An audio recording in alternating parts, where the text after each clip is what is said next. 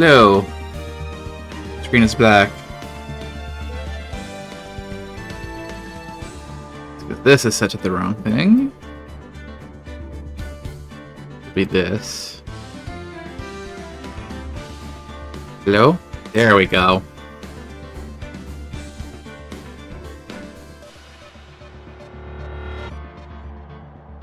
Forgot to set that up before I went live. Oh well. Anyways, finally back to this. It's been forever. I see ads actually played while I was on my starting screen, so that's good. Means I won't be randomly slapping people with ads right at the start. Not a whole lot to say. I'm pretty sure I only did the tutorial case in the first actual case. So let's just continue from where we were in episode 2. Day 2 trial. No idea what's going on. Let's see if I can figure out where we were. September 7th, 10 a.m. District Courtroom at number 1. Oh, wow, that's loud. Court is now in session for the trial of Miss Maya Fey. The prosecution is ready, Your Honor. Defense is ready, Your Honor. Miles Edgeworth. I better not show any signs of weakness today, or you'll be on me in an instant. Mr. Edgeworth, please give the court your opening statement. Thank you, Your Honor. The defendant, Ms. Maya Fey, was at the scene of the crime. The prosecution has evidence she committed this murder. I have a witness who saw her do it. Oh, right, what? Phoenix Wright. I'm not funny.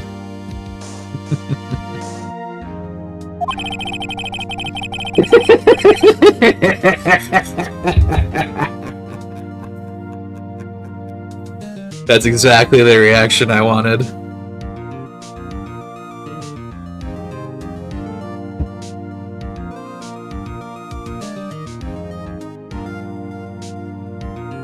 Mail me a whole fucking bag of potatoes if you want.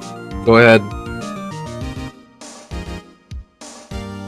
The prosecution sees no reason to doubt the facts of this case, Your Honor. I see. Thank you, Mr. Edgeworth. Let's begin, then. We may call our first witness, Your Honor. The prosecution calls the chief officer at the scene, Detective Gumshoe.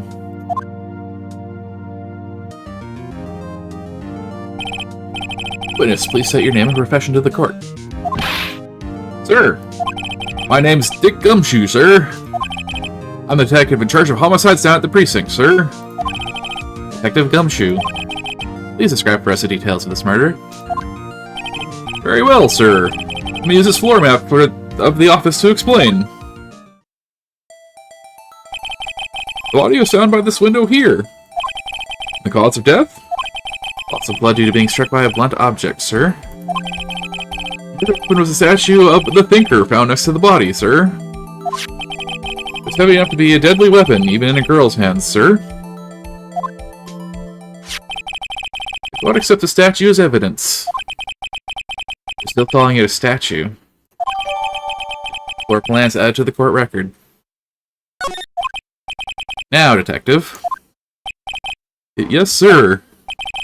You immediately arrested Ms. Maya Fey, who was found at the scene, correct? Can you tell me why? Yes, sir. I had hard evidence she did it, sir. Detective Gumshoe. Please testify to the court about this hard evidence. As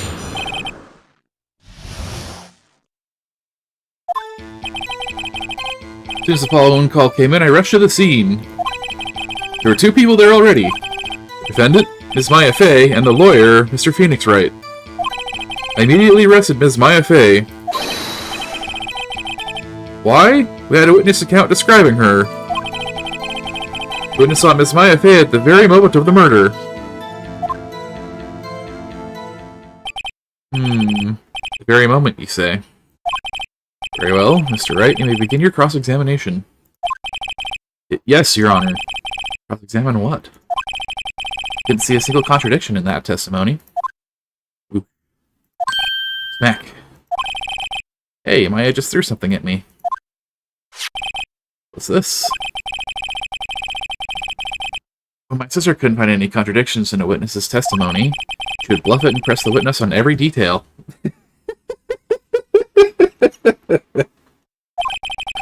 Witness always slips up and says something wrong. Worked lots of times. Yeah.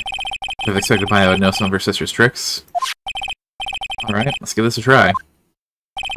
Something the matter? No, Your Honor. I can begin my cross-examination.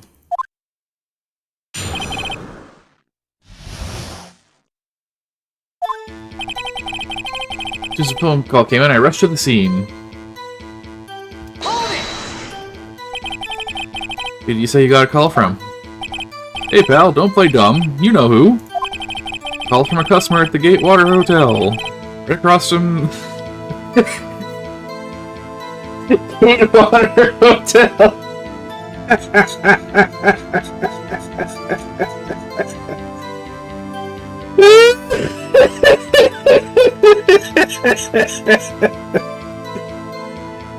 Right across from the crime scene. Watergate! It's the Watergate Hotel! That's why it was the Watergate incident!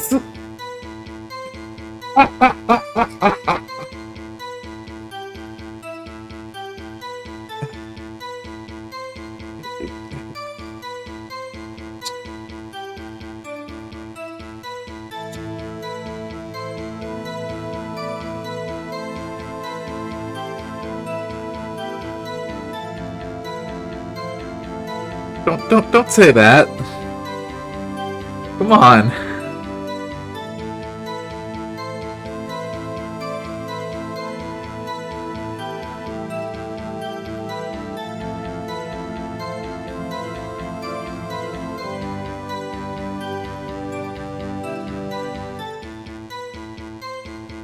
Oh, and wiretaps, goddamn. Why would you say that? I just got back to the game.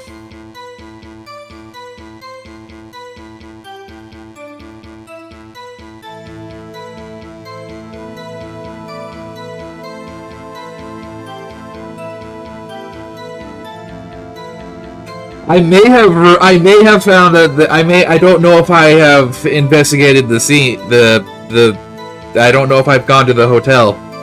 I'm pretty sure I've only been at the crime scene, so to speak. I really don't remember what's going on here. I should probably look at all of my evidence. Let's see, court record, autopsy report, cell phone. Okay, so I do have a wiretap.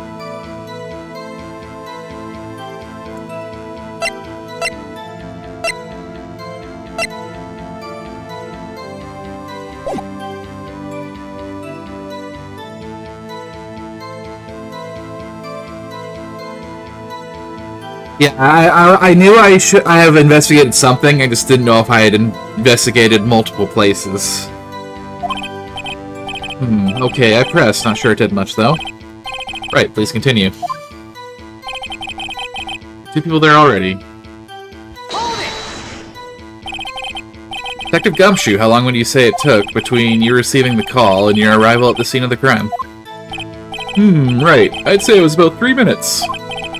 That's pretty fast. Our motto this month is quick response. That's how I got there before the killer got away. Indeed. So, tell us who the 2 people you found on the scene were. Yes, sir. The defendant, Ms. Maya Fey, and the lawyer, Mr. Phoenix Wright. I'm just gonna keep doing it. Are you absolutely sure it was us? Listen, pal, your dumb act will only get you so far. With her funky hippie clothes and your spiky hair, you 2 stand out like suspicious people at a crime scene. Well, he does have a point about her. It's pretty unmistakable. Pick my points to press with a little more care. Immediately arrested Ms. Maya Fey. I'm just gonna keep doing it. But yeah, no, unless the game tells you otherwise, it's worth pressing everything, just because there's a lot of amazing comedic dialogue hidden in some presses. Oh, I'm sure. Why's that? What's your reason? Why? We had a witness account describing her. Witness saw Miss Maya Fey at the very moment of the murder.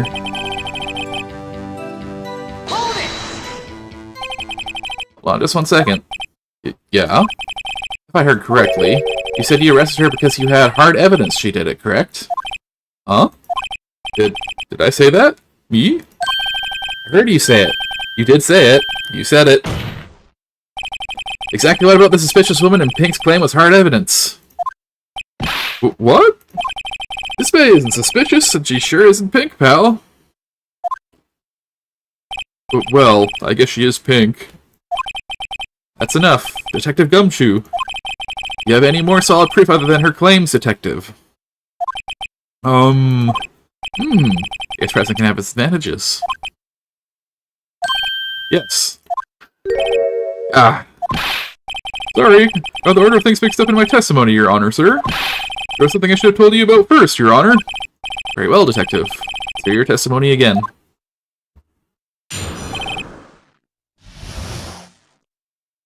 Hard evidence. After securing the suspect, I examined the scene of the crime with my own eyes. I found a memo written on a piece of paper next to the victim's body. On it, the word Maya was written clearly in blood.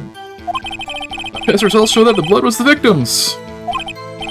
Also, there was blood found on the victim's finger. Before she died, the victim wrote the killer's name.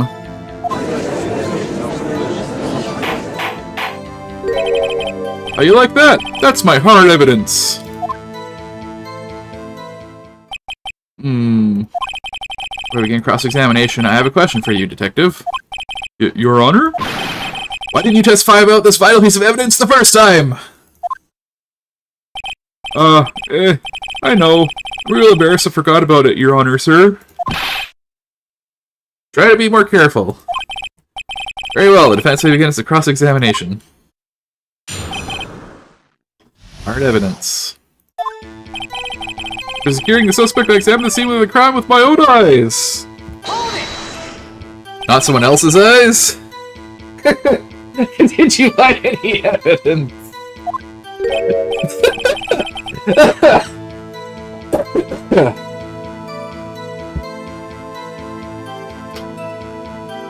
Now, don't jump the gun on me, pal.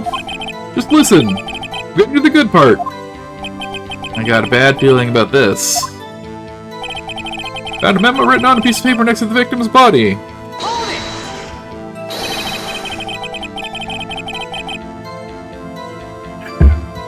God, you're dumb, Phoenix. Just because you found it next to the body doesn't mean the victim wrote it. Oh ho! Then who did write it, smarty pants? But who? The killer! The killer! Anyone can see that. Oh! You're saying the killer wrote her own name? Buddy, please! She was framed. Objection! Hold on. If that's the case, where's your evidence? I guess that was a bit of a tall order for you. Those that evidence shouldn't open their mouths, Mr. Wright. Yeah, pal. Well, Detective, tell us what's written on that memo you found. The word Maya was written clearly in blood. You have proof it was Mia who wrote that? Of course I do, pal. Uh-oh. Sounded pretty confident. This might be not be good. Lab test results show that the blood was the victim's. What kind of tests were these again? Huh? What kind? Well... I hear they take the, little bits in the blood, the, hermogoblins, hermogoblin bobbin. I refuse to testify on this matter, pal! I'm no expert on blood tests!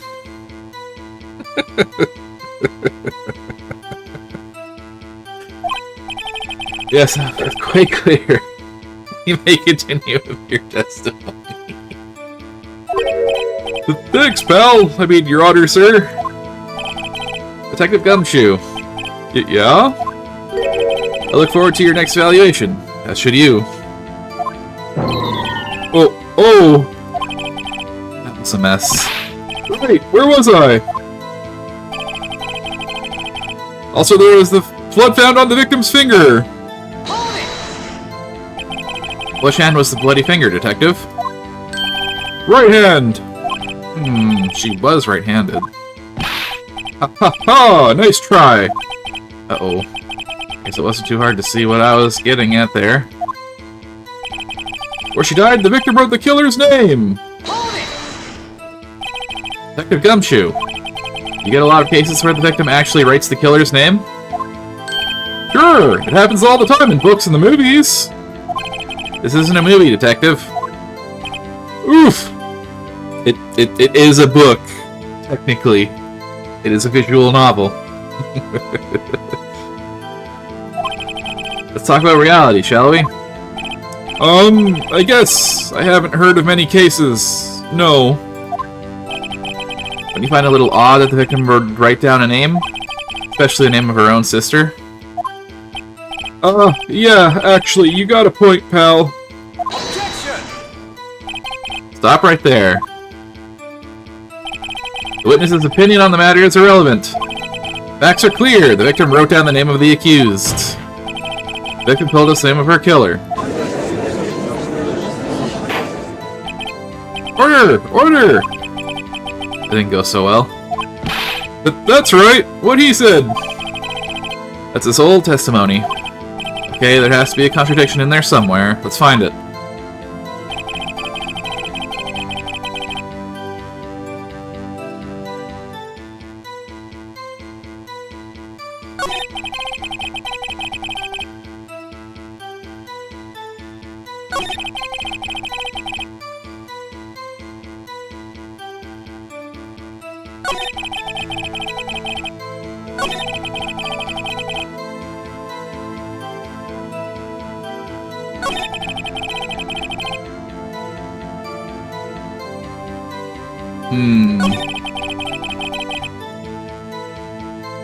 Those options too. Oh, it's just this.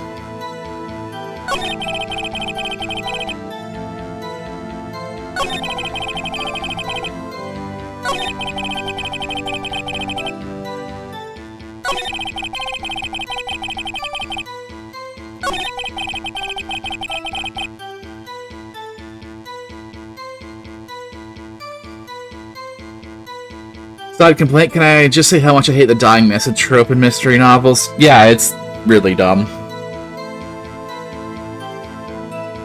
It's way overused.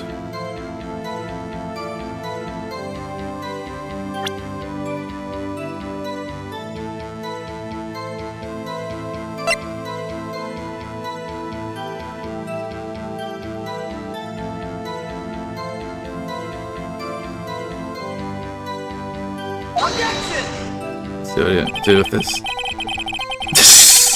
This evidence. Blood port. Oh, this is the evidence. How exactly is that evidence statement just now related? They aren't, are they?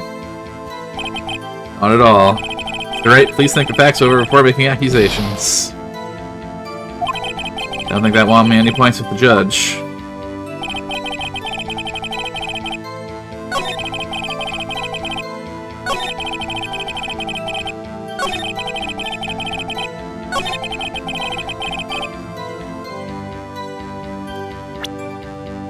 Version you can save at any time. Make sure to use that often. Well, I'm pretty sure I don't. I'm pretty sure I don't need it for this bit. You should only let you save specific points as infamous for stuff like full HP par depletions randomly. Ooh, lovely. Detective Gumshoe, there's one thing I want you to clarify for me here. You say that the victim, Mia Fey, wrote this note. As she was accusing the defendant, Maya Fey. That's really what you're saying? What? This isn't one of those lawyer tricks now, is it? So you'd have to play through like 10-15 minutes of a case again because you fell into a gotcha trap. Yeah, no, I can absolutely see them doing that. Of course you wrote it. Who else could have? You have it backwards, detective. Backwards? The victim is the only person who absolutely could not have written it. This is a report from your department, detective. Immediate death due to a blow from a blunt object. He died immediately! What? No butting your way out of this one, detective! Order! Order! The defense has a point. Someone who died immediately wouldn't have had the time to write anything down. Mr. Wright. Beg your pardon, but when exactly did he obtain that autopsy report? But when? I don't remember.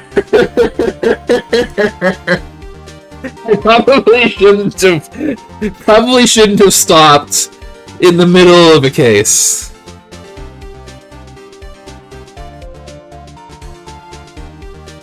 Pretty sure it would have been the day after, because the day of, he was called... the day of, he was called by Maya because she found Mia's body.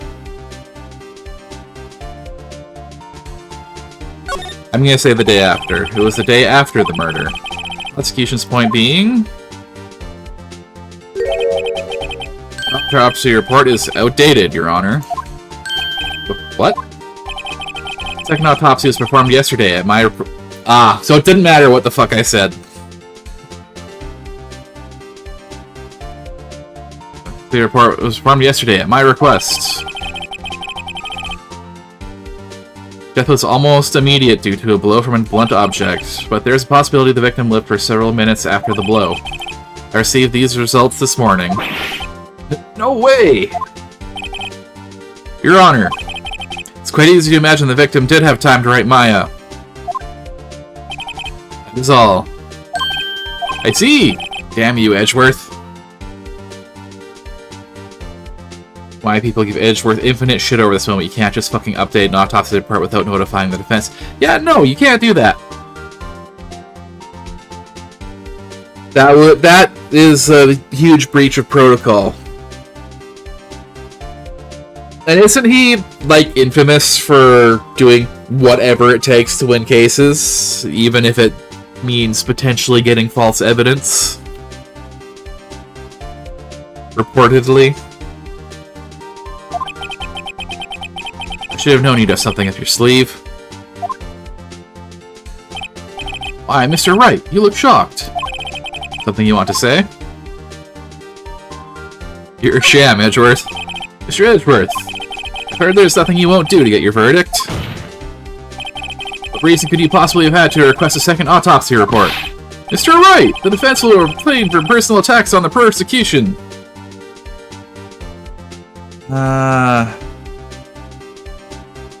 Did you try to post a link there? I don't... Because if you try to post a link, you just get shot immediately.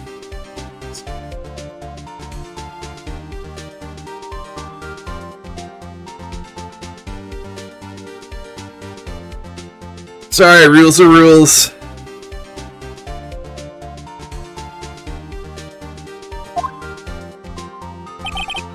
No matter, Your Honor. Mr. Wright, say what you will, the evidence in this report is undeniable. Your Honor, I submit this report to the court. Understood. The court accepts the evidence. Autopsy report updated in the court record. Well, Your Honor, the evidence strongly suggests the victim was identifying the killer.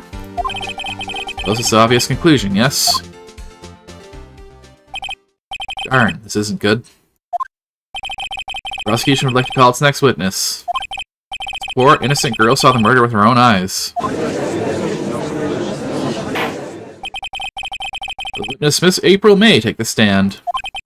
Exactly what part of her is innocent?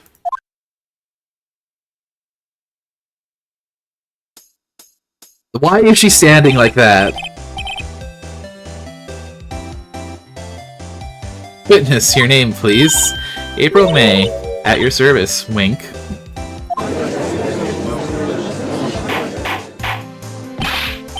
Order, an introduction should not require any reaction from the crowd.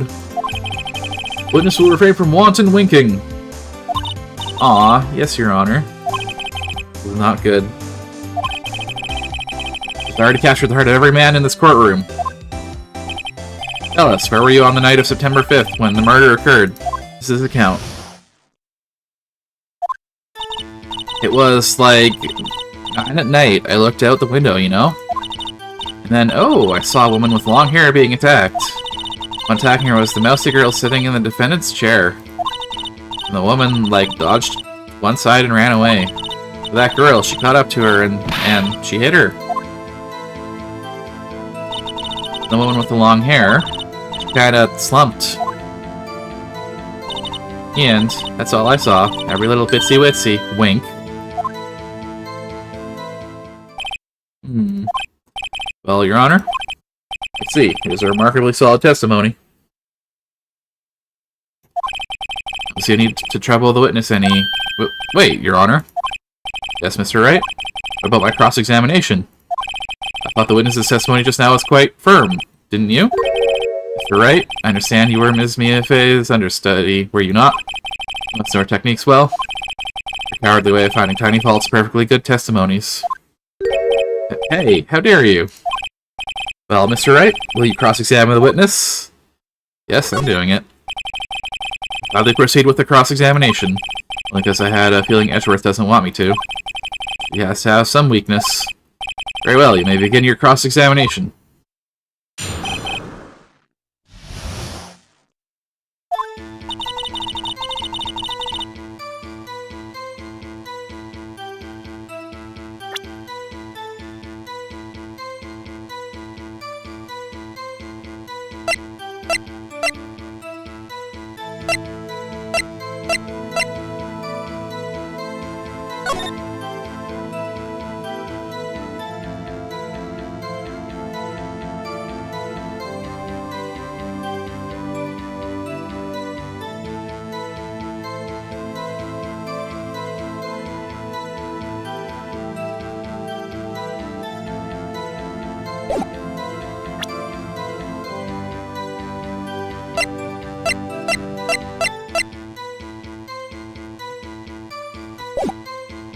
It was like that, and I looked out the window, you know? Why would you do that?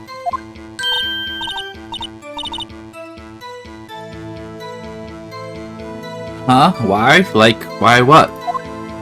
Why did you look out the window? Were you expecting to see something? Oh, well, gee. What? That's it? She can't get out of this question that easily. Sort of, you know... I had a feeling. Well, I have a feeling she's trying to avoid the question. I should press a little harder on this one. For it. See how far I can run with this. Surely you must have had a reason to look out your window at that time of night. Oh.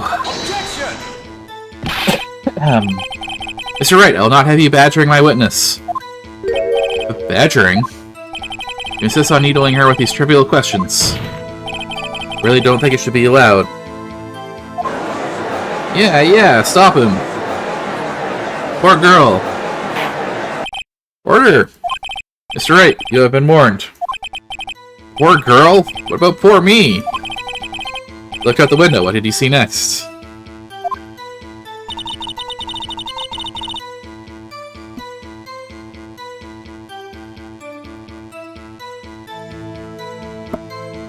Then, oh, I saw one with long hair being attacked. One with long hair, that was Miafe? Slender, sort of, well, some people might say pretty, if that's your thing. Your thing? The person attacking her?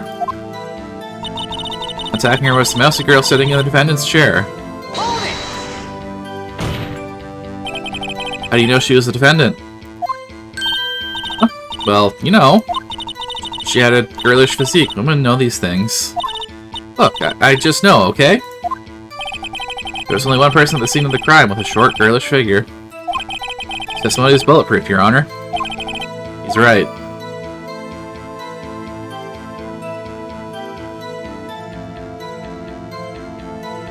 I question the testimony.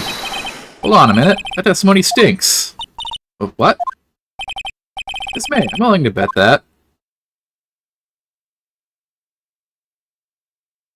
You're lying. Are you telling the truth? Did you really see the defendant?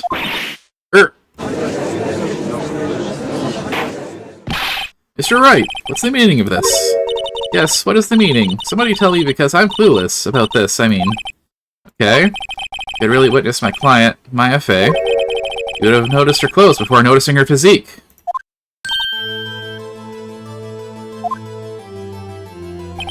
No one wears clothes like this on a daily basis, except her.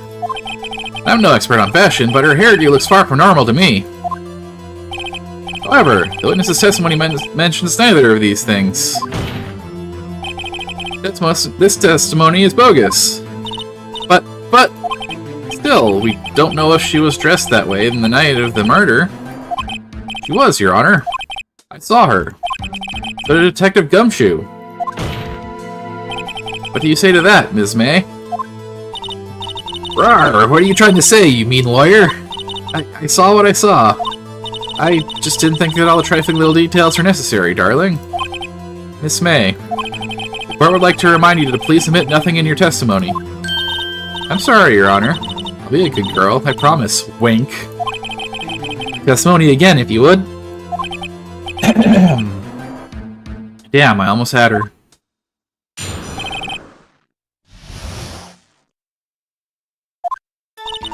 I did see everything, I did.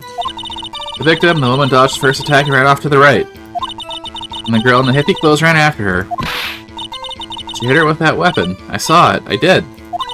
That clock. The kind of statue-y clock. The thinker, I think? Well, does the accuracy of my report not startle you? Teehee? I see. I don't know if she would have been so detailed from the beginning. Please begin the cross-examination.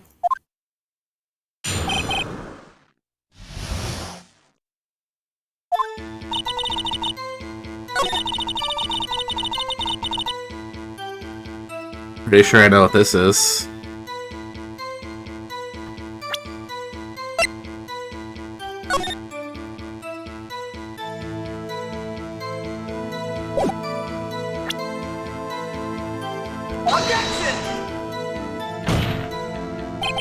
Your Honor, that statement contradicts its evidence. It does? I don't see anything contradictory. Huh? Really? Objection overruled. Hey. Whoops, that didn't go so well.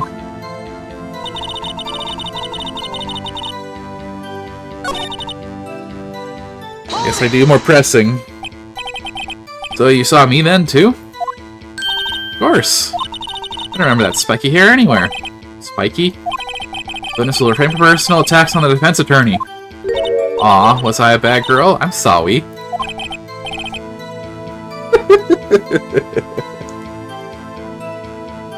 Very well, continue. The victim, the woman, dodged the first attack and ran off to the right.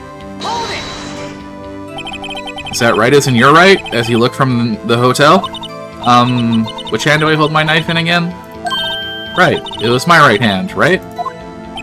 Satisfied, Mr. Wright? Please continue. The girl in the hippie clothes ran after her. It's convenient for you to remember her hippie clothes. That's what she was wearing. Oh, and her hair was all done up like a bun. What happened then? And she hit her with that weapon. I saw it. I did. Where did this weapon come from? Picked it up from the desk. Let's see, what sort of weapon was it? That clock, that kind of statue-y clock, the thinker, I think? A clock? Did this come up in another testimony recently? Well, don't look so sour, Mr. Lawyer. You can't win them all. How would she have known The statue is a clock if she only witnessed this. No, but I have a feeling I'm onto something now. Fucking statue clock, the thinker, I think.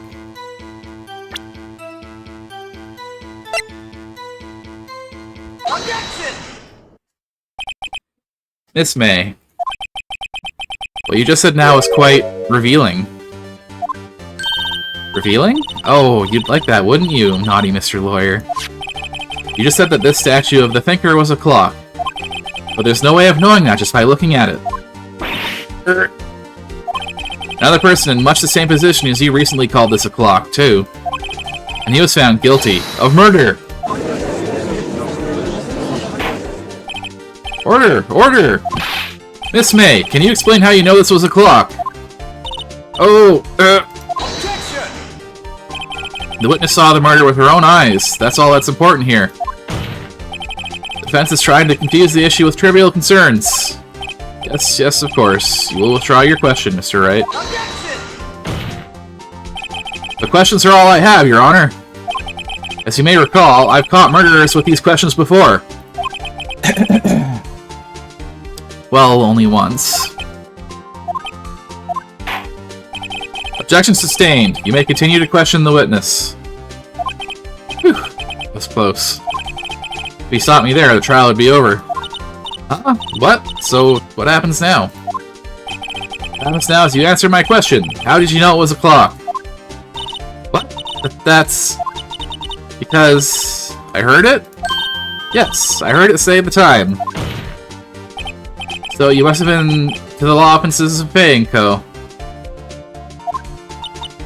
No! Hey, I didn't say that! Why would I go there? I heard it from my hotel room. Hee. The law offices of Fay & Co., where the murder took place, is very close to the hotel. You could easily have heard the clock. Well, Mr. Wright, are you satisfied? No, Your Honor. Can't give up now. I'm not satisfied because...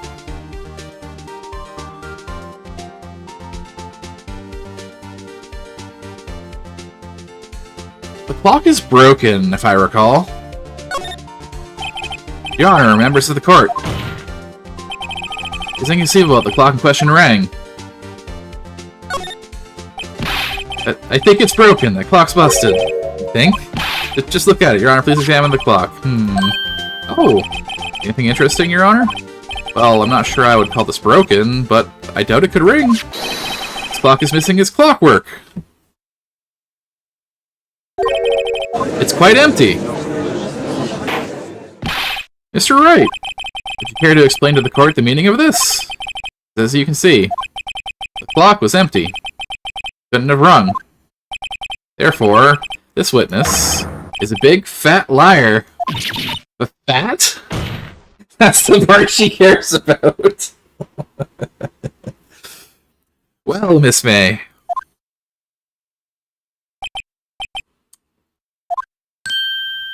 What show you put on for us, Mr. Wright? He knew the clock was empty. Somehow, he knew. I'm afraid you've forgotten one thing, however. Indeed, the clock is empty. As you say, it can't ring. However, we must ask, when was the clockwork removed? If it was after the witness heard the clock, then there is no contradiction. That's true. That is a possibility. The clock might have been emptied after she heard it. That is exactly what happened, Your Honor. Well, Mr. Wright, can you prove when the clockwork was removed? Oh ho! Impossible, of course. I have proof. What? Wasn't it you who told me proof is everything? Well, I was listening. Now I'll show you the proof you like so much. The evidence that proves when the clockwork was removed is...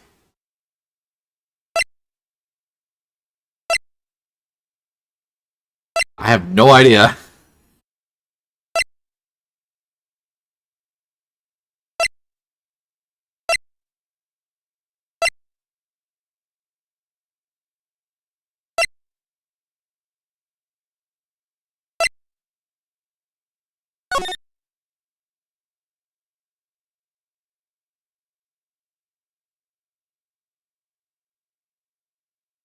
Mia, what's up? You haven't called in a while. Well, there's actually something I want you to hold on to for me again. What is it this time?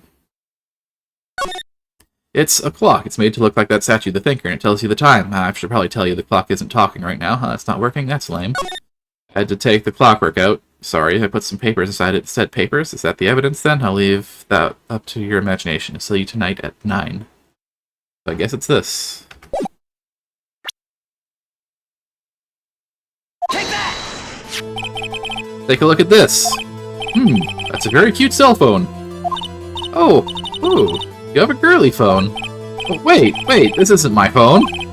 Listen, this is the defendant's cell phone, and it contains a recording. Recording of a conversation she had with the victim on the day of the murder. Order! Order! Defendant's cell phone? This wasn't brought to my attention? Perhaps Detective Gumshoe overlooked it. Grumble. The good detective better remember he's up for evaluation soon. This fucking face.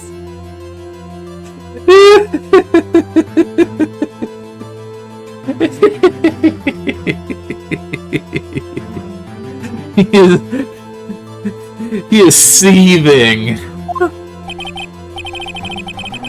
I gotta say, it's starting to feel bad for the big fellow.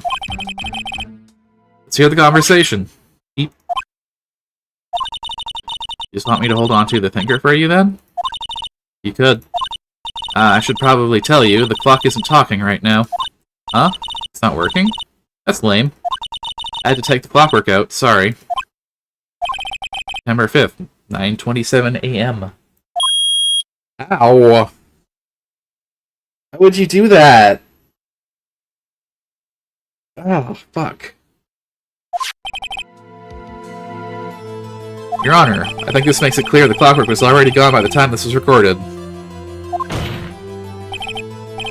It was well before the witness even arrived at her hotel.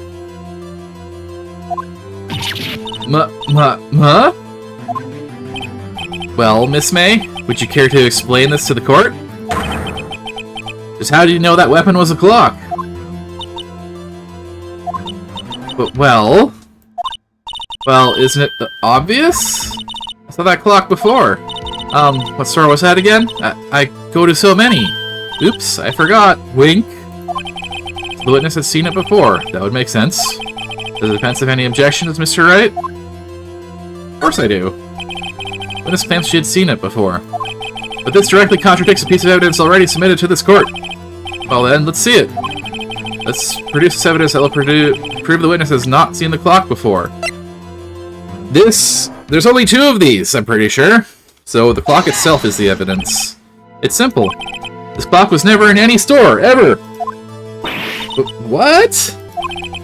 A friend of mine made that clock. Only 2 exist in the world. And the one that isn't here is in police custody. Impossible! Everything is sold in stores. Miss May, I think it's high time you went shopping for a better excuse. Oh? Excuse is not on sale today? Oh? Oh, ho, ho.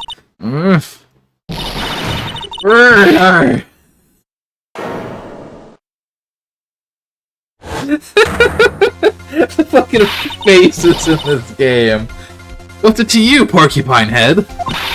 That stupid clock doesn't matter, okay? She did it, and she should die for it. Die! Whoa! Let's not get ahead of ourselves. This is a court of law. The witness will remain calm. Oh! The silly me. Did I, like, lose it? I guess I did. Tee-hee, wink. Scary. Miss May, let me ask. Tell me, how did you know that weapon was a clock? Oh dear. Does the defense have an opinion on this behavior? Okay, this is it. Yes, Your Honor. Allow me to explain how I see the truth of the matter. It's April May. You knew the weapon was a clock because... you had heard about it. The witness had never held the clock in her hand. However, she had heard that it was a clock. she heard? That is correct, Your Honor. There's no other way she could have known the thinker was a clock. Now I can show you the proof! Well, this is interesting. Let's see it then. Show me the evidence proving that the witness had heard the murder weapon was a clock. Wiretap. Take that! Have a look at this. Ah, oh, that? I found this in Miss May's room. Mr. Wright, please explain to the court what this is. Miss April May? You were tapping the victim, Miss Mia Fey's phone, were you not? Oh! Oh! Objection! Your Honor, this is irrelevant. I'm not entirely sure that it is. Objection overruled. It troubles me that our witness was in possession of a wiretap. This is outrageous. Does the defense truly claim that the witness was tapping her phone? Absolutely. Even if that was the case, which it's not, you still have to prove one thing. Did the victim ever say that the weapon was a clock on the phone? Can you prove that? I think not. Oh yeah? I think I can. It's simple. What?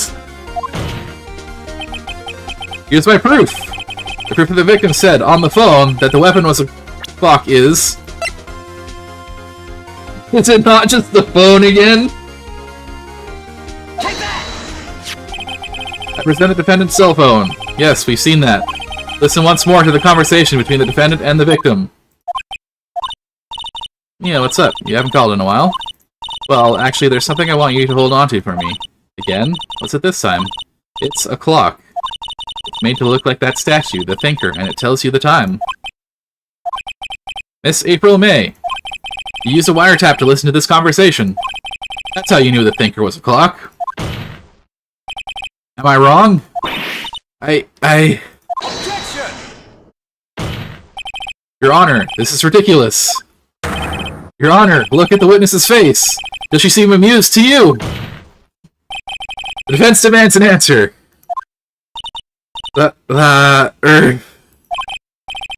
Witness, answer the question. Did you tap her phone? Miss May! Shut up, all of you. What gives you the right to talk to me like that? You lawyer?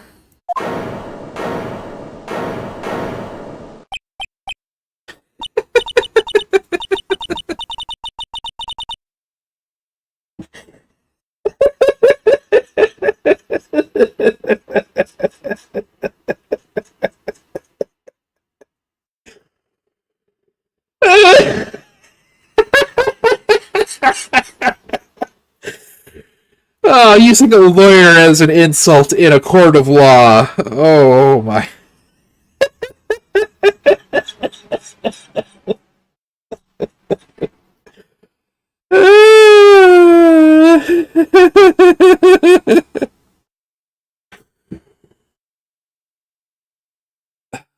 What do you think, Judge? Pretty sure every judge was a lawyer at some point. Pretty sure.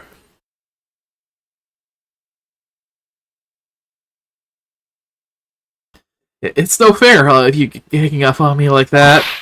Oh, so I'm the Batgirl. Is that it? Is that it? She starts fucking crying. That did it. The court's seen the real Miss April May now. Deal the final blow. Why did you tap her phone? Answer the question. Do I have to? Isn't this a murder trial? Isn't tippity tapping irrelevant? Saying exactly what Edgeworth wants her to say. Miss May, you were tapping the victim's phone. Hardly call that irrelevant. While this court does not condone the defense's tone of voice, he has a point. Well, Miss May, do you have an explanation for the court? Can you prove you had nothing to do with this murder, even though you tapped her phone? I'd like to see her pull that off. Mr. Lawyer, I saw that evil grin. You were probably thinking I'd like to see her pull that off, weren't you?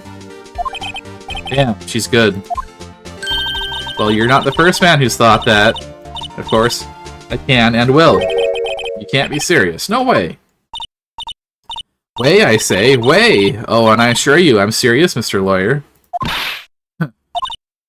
Okay, so the killing happened around 9 at night? Why, that's just when I was getting room service from that sweet bellboy. Room service? Iced coffee, I believe it was. Iced coffee, you know, like normal coffee, but cold. You don't drink it quick, the ice melts, and then you have regular cold coffee. Iced coffee?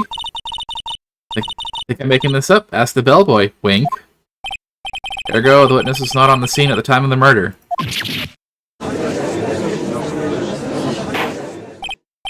So where does that leave us? It is my great displeasure to inform you that the witness appears to have been tapping the victim's telephone. However, this is a separate crime with no bearing on the current case whatsoever. Your testimony stands. She saw the defendant, Maya Fey, commit murder. No, they're going to let her just walk away. There's no way I can win this unless I tie Miss May to the murder somehow. Well, does the defense have anything to say?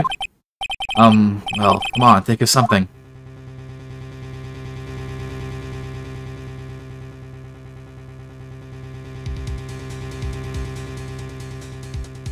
Probably bellboy. Defense would like to call the hotel bellboy as a witness. There's something suspicious here, and I'm going to get to the bottom of it. I think you sunk it quite low enough already. I object to calling the bellboy. But why? What's your reason? Because I hold that the wiretapping had nothing to do with the killing. However, if you agree to one condition, I'll consent to calling this witness. Condition? Miss May's alibi is not called into question after you examine the bellboy. And you will recognize that Miss April May was not the killer, thus she is innocent. And thereby, you must also accept the verdict of guilty from Miss Maya Fey. That is my condition. What? Better find something suspicious in that bellboy's testimony.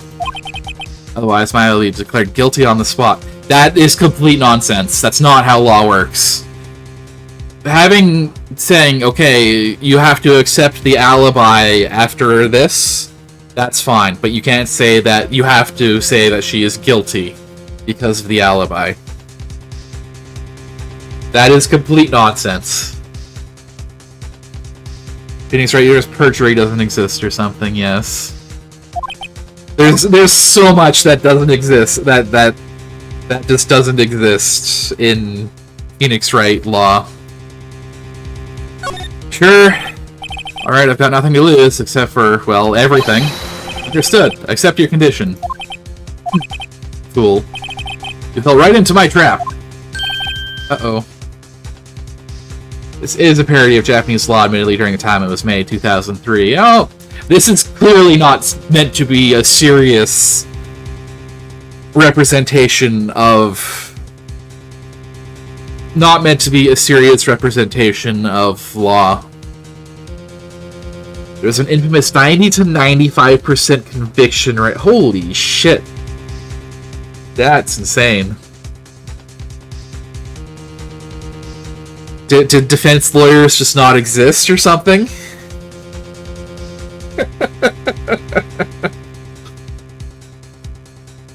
This a lot of the time. Prosecutors were rigging everything came up. That makes sense. Wait. Very well. The court calls the hotel bellboy to the stand. I believe we're ready for the witness to testify. He certainly does look like a bellboy. Yes, sir. I received your summons in the middle of work, sir. I'm happy to be of service. The tea set looks rather heavy, so without further ado, the witness may begin his testimony. Also, by the first few games lean heavily into prosecutors all being corrupt, etc. Very good, sir.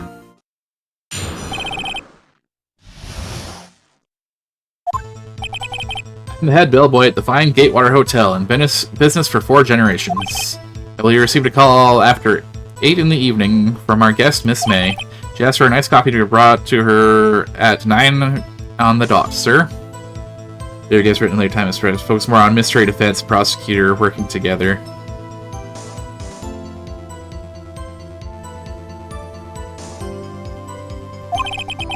Brought to her at precisely the requested time, of course. I delivered the iced coffee to our guest, Miss May herself. See, the defense may begin its cross-examination. Right, I'm ready. I hope. This is it. If I can't prove Miss May was involved in the murder now, Maya will be finished. It is room service.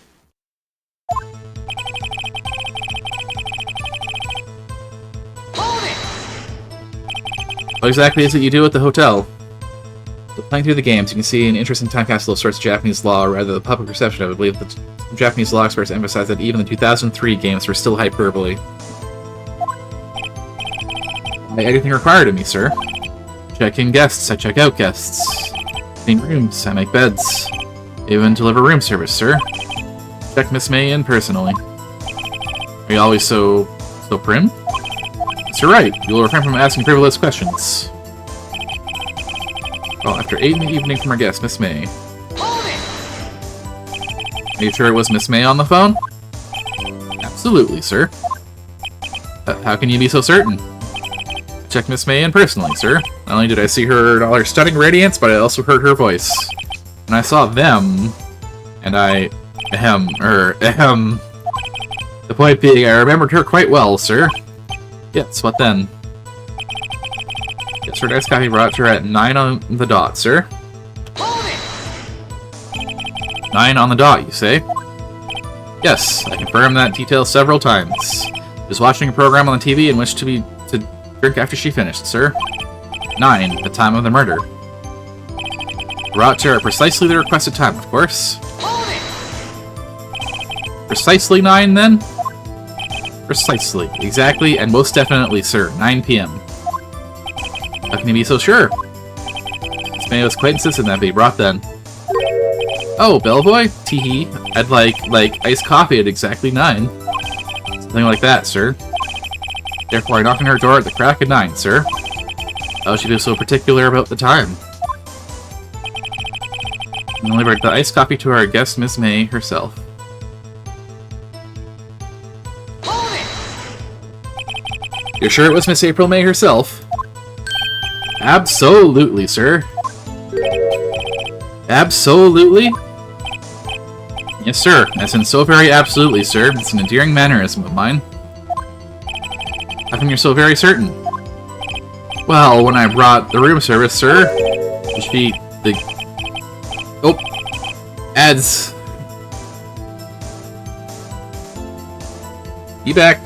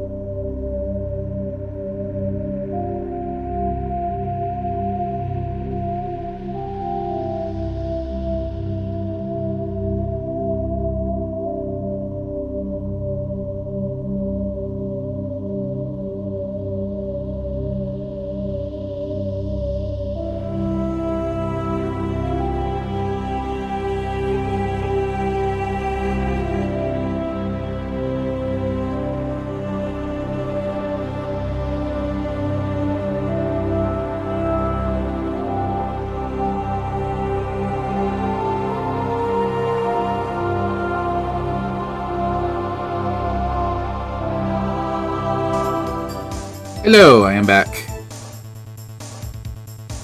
Almost went straight through the ad break.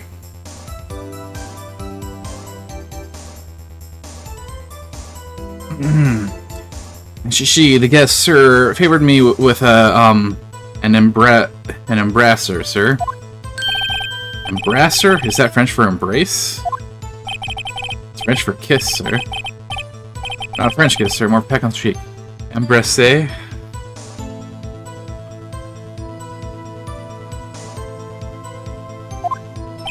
But why would she have done that? I believe perhaps she was momentarily swayed by my prim demeanor, sir. This moment I shall never ever forget, sir. That's pretty fishy to me. I think our Miss May was up to something, wanted the bellboy to remember her. It's no good. There's nothing there. Is that it? Finally, you understand. This bellboy has absolutely no reason to lie. Now, if you have any decency, you will end this rather tedious cross-examination here. It was a bit tedious. Nobody fucking says that in a court of law. Nobody fucking says that. Cases go on for months and years. Pardon me. Witness may leave the stand. I can't let this happen, can I? Protest. But wait! Please wait. Yes? Does the defense have something to add? Last question. Let me ask one last question. Your Honor, I must object. There's technically an in-universe explanation for why cases are only allowed to be 3 days in this series. I wonder if it comes up in the first 3 games, because if it doesn't, then I'm not going to see it. Until I get to other Phoenix Wright games, which I probably will do, to be honest, because these are pretty fun.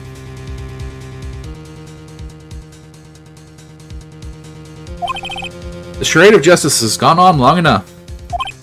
Now, Mr. Edgeworth. Alright, Mr. Wright, I'll give you one more question, that's all. Okay, this is really it now. This is my last chance. What do I ask him about?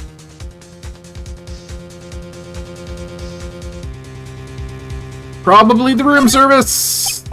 Tell me again about room service. Again, sir? Exactly 9. I delivered my room service to Ms. May in room 303. The guest requested iced coffee. $18 was the charge, as I recall. I see. $18? Doesn't that seem a bit expensive?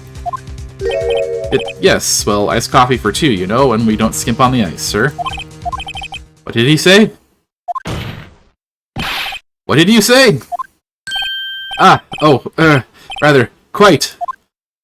Bellboy, tell us the truth now. Was someone else staying in Miss May's room?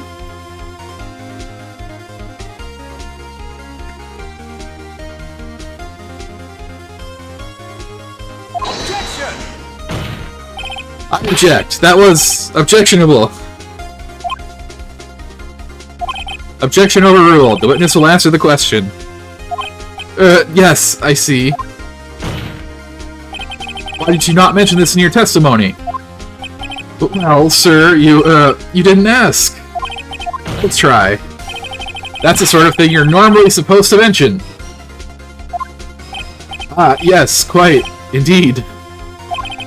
It was the, good barrister there, Mr. Edgeworth, who... He asked me not to mention it if it wasn't specifically asked, sir. Ooh!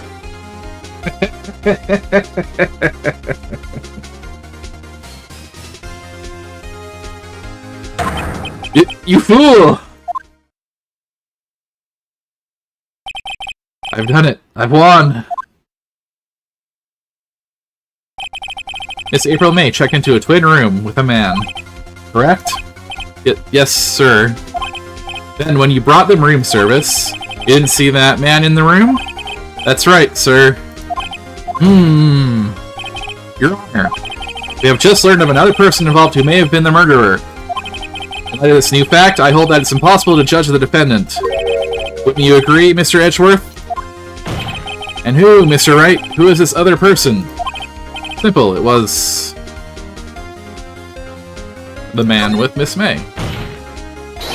The man who checked in with Miss May. Oof! Your Honor, As been previously revealed, Miss April May was tapping the victim's phone, and Miss May herself has an alibi at the time of the murder. However, that does not clear the man that was with her.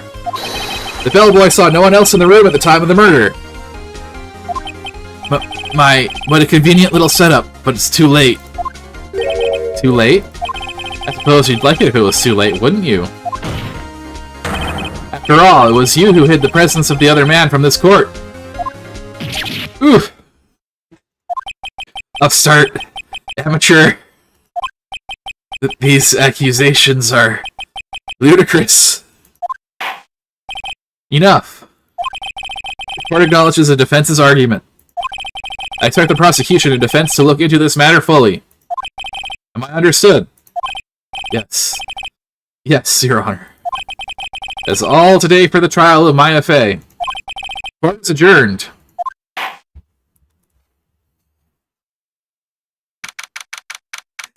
That's fucking corrupt as hell, Edgeworth. September 7th, 2:24 p.m. District Court, Defendant Lobby Number 1. Mr. Wright, you were amazing in there. Really? I think I might be your newest fan. Oh, I was just doing my job, you know? Again, that other attorney was pretty cool, too. Huh? A face of his, with his eyes wide and trembling lips. That shivers up my spine. If you say so. So, what happens with me? Do I get to go home now? Well... No, I don't think so. Not yet.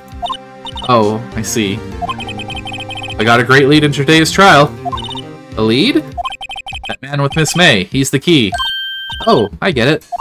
What happened to Miss May after that, anyway? I heard they arrested her. I guess she's learning her charms won't work everywhere. She's probably at the detention center now. May have to go down there later. Anyway, this case is far from closed. Yes, sir. I'm going to find out more about this man. You think he was the one who... Maybe so. This... Don't worry, I'll find him by tomorrow. I promise. I'm counting on you. As for a full record of April May's testimony, but it might come in handy during the trial tomorrow. And now that I have it, I'm not so sure. Unless her testimony was all lies. In fact, there's only one part that hasn't been stricken from the record. The victim dodged an attack and ran to the right, but she was caught and struck. I still think that was incorrect based on her view of the room and where the stuff was shattered. The stuff was shattered over on the left. So I still think that comes up. I don't know how much good this will do me at all now. Anyway, time to hit the pavement and do some investigating. Maya doesn't belong in that detention center, and it's up to me to set her free. Be continued.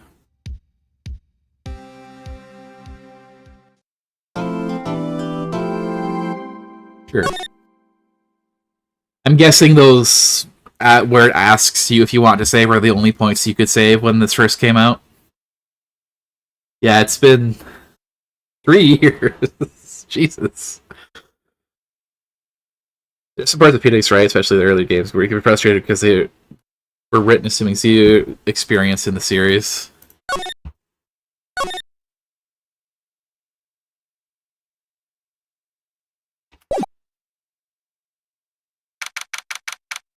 September 7th, 3:11 p.m., Detention Center, Visitor's Room.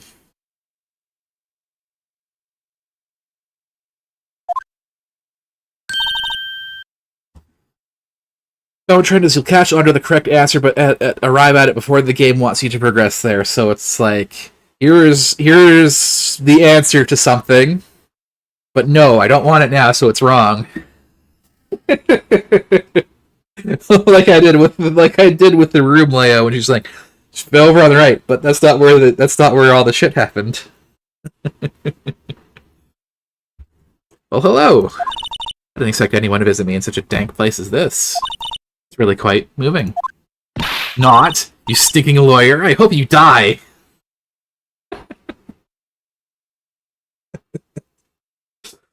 Oh, the faces in this game.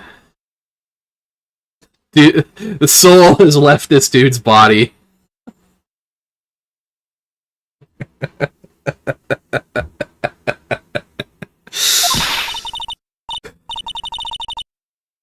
Have you come to laugh? Yes, laugh at the fallen Miss May.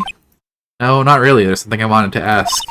Unfortunately, there's nothing I want to be asked. Have you done enough questioning, you spiky head? Here we go again. Please, you're scaring that security guard. No, there is no presence of mind in this dude's head.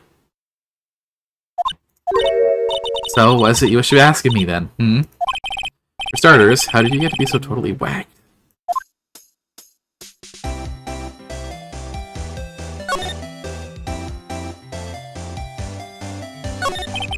About the man who stayed with you in your hotel room. Can you tell me about him? Where is he? Come on. No way, Jose. If I had something to get her to talk. You placed a wiretap on Mia's phone. Aw, when you say it like that, it sounds so cold, so criminal. Tapping people's phones is a crime, Miss May. Oh, and I suppose you learned that in lawyer school, Creep. But it's impossible to talk to. Attitude. Say, why are you so angry? I mean, you don't look like a bad person. Oh, that does it, bottom-feeding, scum-sucking lawyer. Bottom? I can't tell. Does she have a thing against lawyers or just against me?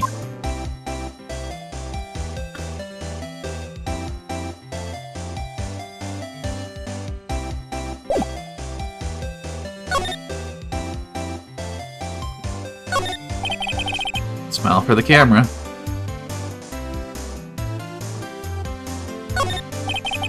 Guard monitors visitor's room. He hasn't moved an inch. Real pro, this guy. Or he just doesn't get to see a lot of women like Miss May in here.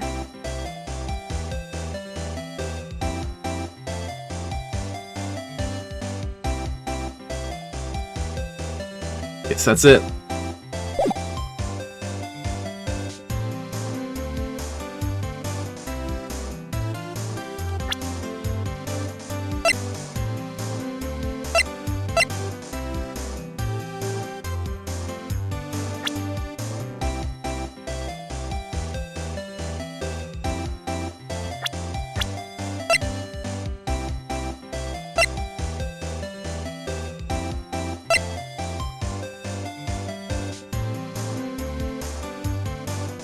I don't remember this guy. I remember his face, but I don't remember what the fuck I talked to him about. You have someone else at the hotel the night of the murder tap me his phone. Edgeworth, give a prosecutor and a ruthless fan who'd do anything to get a guilty verdict. Lowered room service Miss May at the time of the murder. Also checked her in.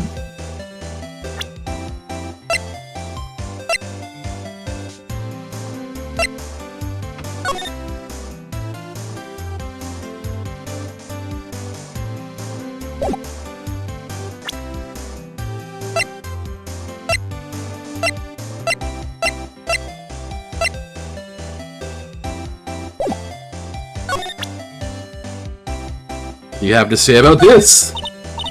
Hey, guess what? Actually, I really hate your guts. We get lost because, well, I'm not cooperating. Thanks, I noticed. What do you think about this?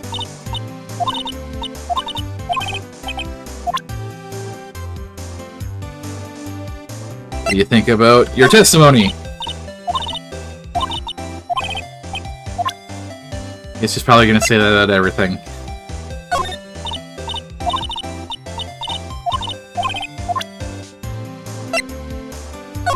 Glass. Receipt. Floor plans. Yep.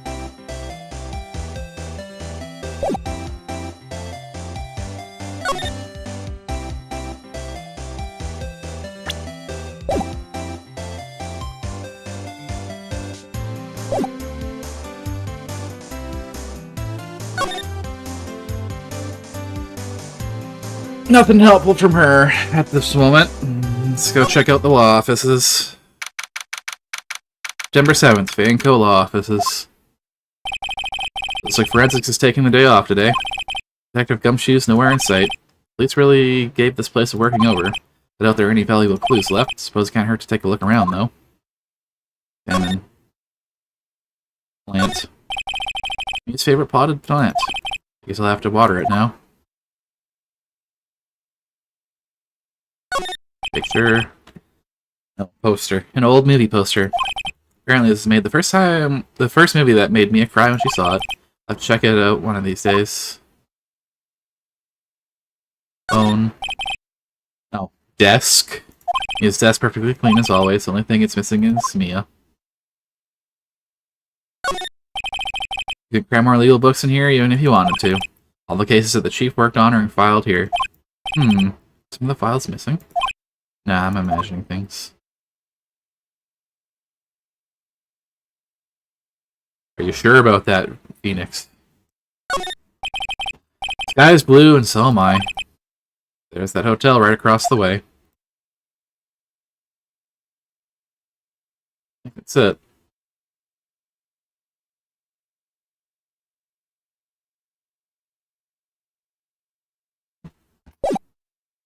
Move.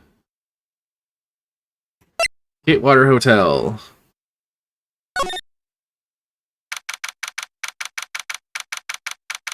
Number 7th, Gatewater Hotel, room 303. Welcome, sir. By the performance today, if I dare say so myself. Oh, thanks. Sorry for putting you on the spot like that. No, not at all, sir. Your efforts today can only help the Gatewater's rep, as they say. Huh? Rep? Yes, our reputation will swell as the hotel where the murderer used to wiretap. You can charge a premium for the room, of course. It'll be great for business, sir.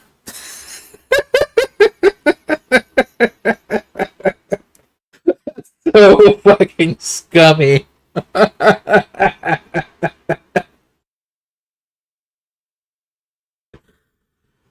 Whoa! Miss May hasn't been charged with murder. I, too, will become famous. The bellboy who brought the murderer iced coffee. Why do I feel like we're both stuck in the same bad dream? So, you're our honored guest. Please let me know if there's anything I can bring you.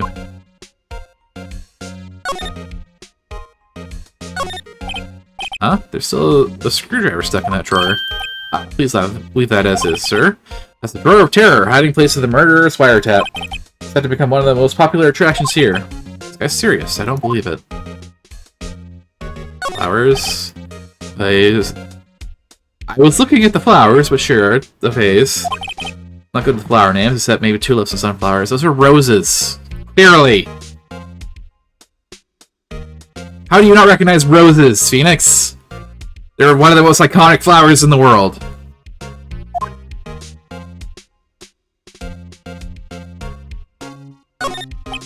I've still seen painting. Wait, should that be still life? Whatever, one of those is hanging on the wall.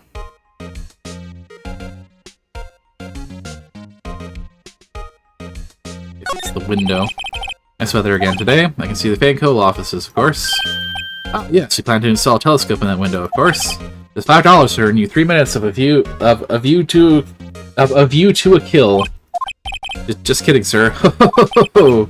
But that look in his eyes, I'd say he was more than serious. A simple bed. It's been recently made. Nothing eye-catching here. A bottle and 2 glasses rest on the table. Why hasn't he cleaned these up by now? Beg your pardon, sir, but if you could please refrain from touching those. It's part of the decor. I call it the last drink before murder. It'll be famous, the talk of the hotel industry. Ah, you're something else, buddy. You're something else.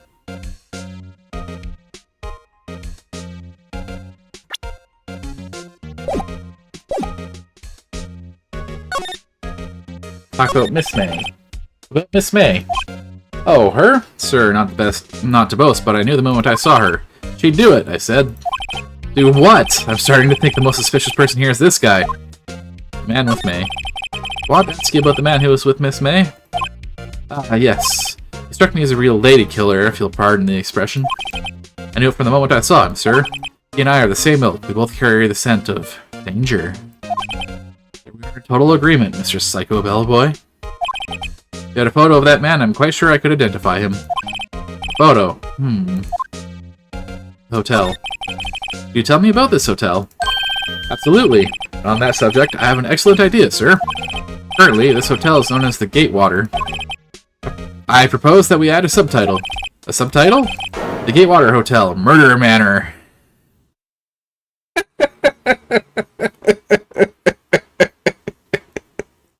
What the fuck?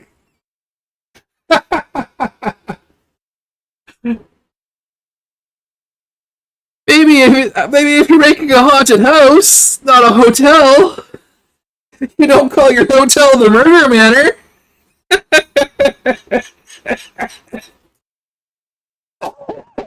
Oh, pardon me. Oh. Oh. Well, what do you think? Sounds great. Whatever floats your tea set.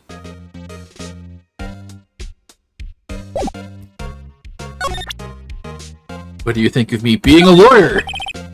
Sorry, all I could think about during the trial was the hotel. I wasn't paying much attention to the evidence. What do you think about the wiretap? He's gonna say that for everything, isn't he?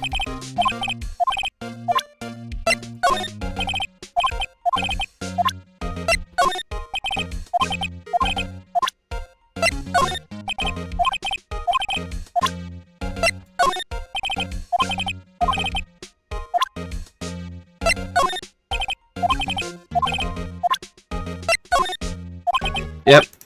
Oh well.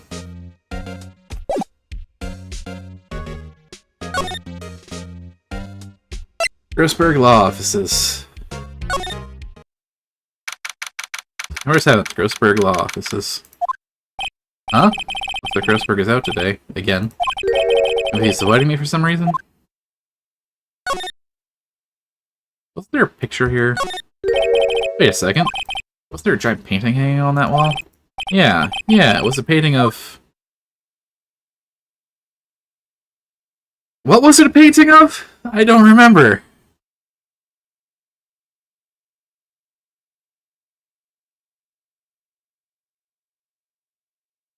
Flowers? Wasn't it? It was a very memorable painting, anyhow. Truman? Wasn't a very... Maybe it was a painting of himself?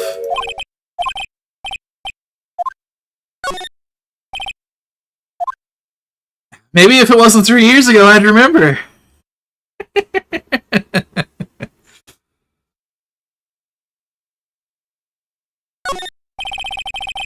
Expensive-looking mahogany bookshelves filled with expensive-looking books.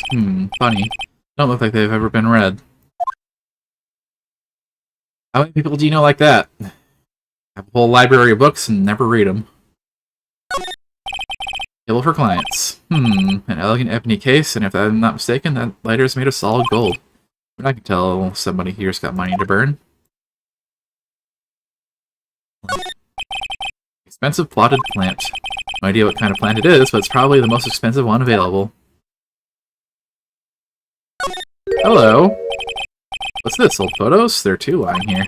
Something's been written in pencil on the backs. DL6 Incident, Exhibit A, DL6 Incident, Exhibit B. Let's take a look at these. Okay. Sure, I've seen this person somewhere. Perhaps I'll borrow this photo.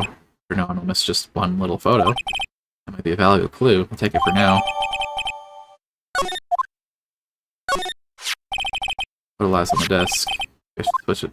Yeah. Let's plop them.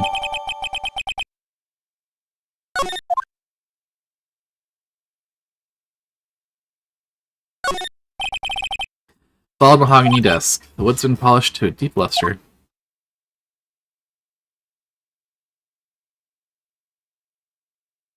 That's everything.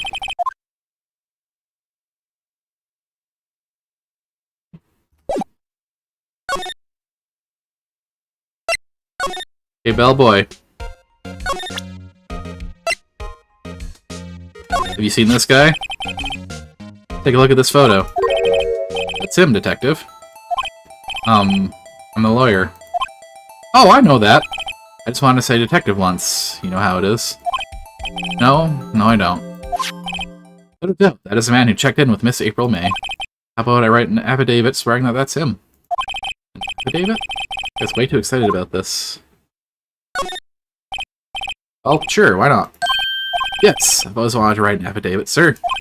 Henceforth, I will be known as the bellboy who swore the affidavit. Just hurry up and write it. This affidavit add to the court record. Even Miss May can play dumb to this.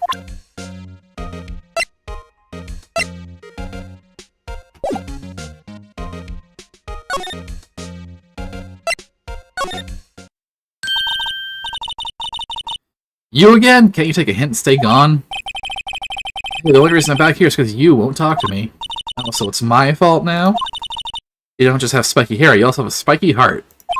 That does it. When this case is done, I'm shaving my head.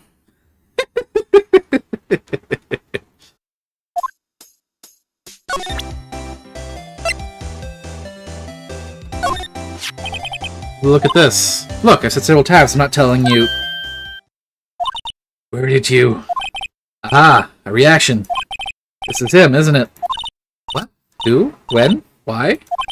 It is him. This is the man who stayed in your hotel room the night of the murder.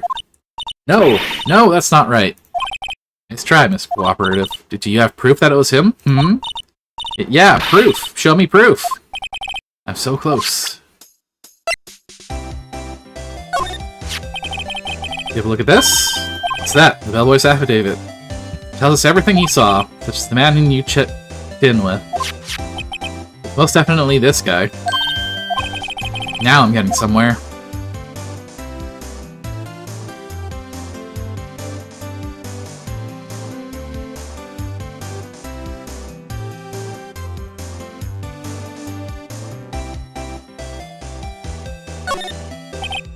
Okay, she's vulnerable now, I should be gentle. Miss May, it'll be easy for me to hand this affidavit to the police. If they involved, wouldn't your boss be even more inconvenienced? All I want to do is have a little chat with him. You won't tell me? Is all you have to say? Yes. So you get the police involved, then why don't you? Somehow I think you're not up to it. Some little kindness and they jump all over you. That was what I'd hoped. Aw. Poor little lawyer. You were so close.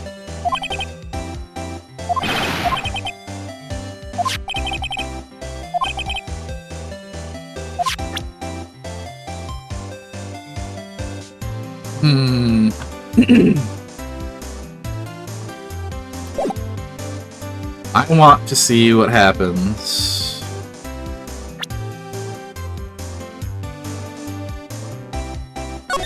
So I'm gonna go back to the start of this.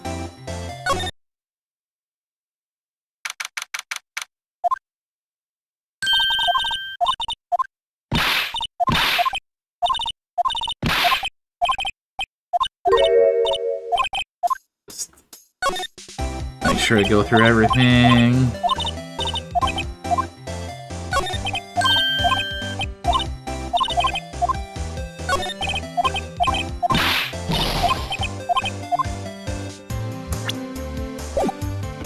Keep hitting the wrong one.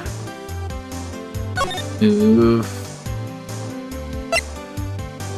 Let's just go here and examine everything again, because it might come in helpful. Might come in handy. Might come in helpful. Might be helpful.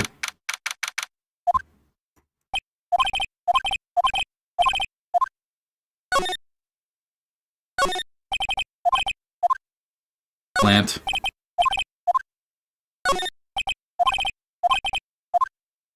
Desk.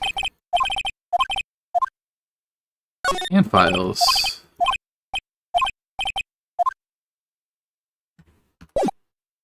Move. Gate water.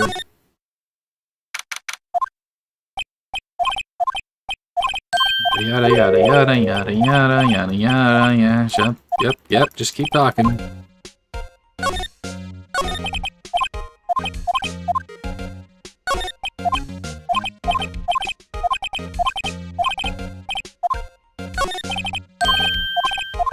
Yada. Back. Examine. What do you have to say about that?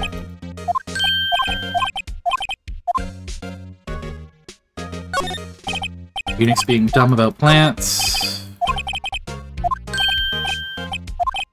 Window. Photo, painting, whatever. Desk.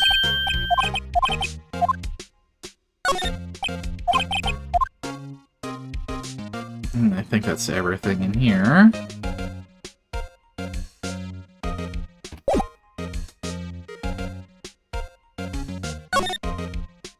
Already asked about the man. I'm pretty sure he says he would be able to identify him, seeing a picture. So then I go here.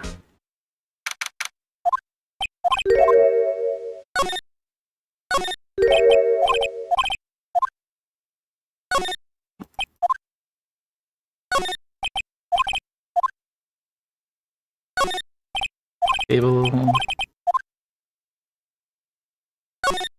Fancy desk. Fancy shelves. Photos.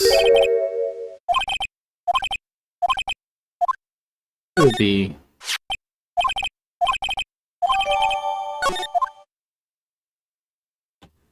back.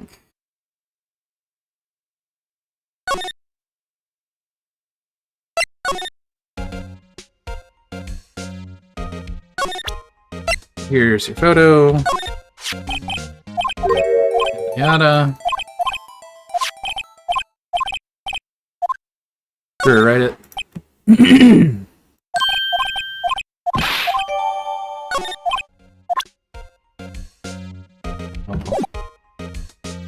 Move. See what happens if I push this time. Photo.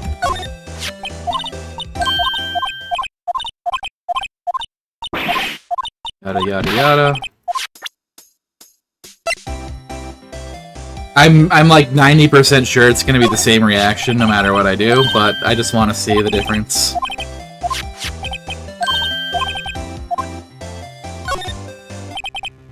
This is it. All or nothing time. Do a little bluff. I can, but I didn't. So... he's playing dumb, if indeed that's an act. You don't talk. I'm taking this info to the press. What? Even though he should have been witness to murder, your little friend was missing. Sure, the press would have a field day with his reputation. Oh, fine. I'll talk. You win, lawyer. Yes, man, that felt good. It's great to be alive. Why are you pumping your fists in the air?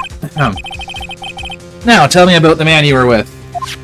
That man, he's my boss. Red White, the president of the information gathering conglomerate Blue Corp.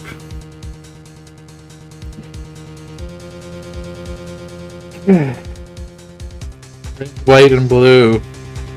You're very clever. You're very clever, yes.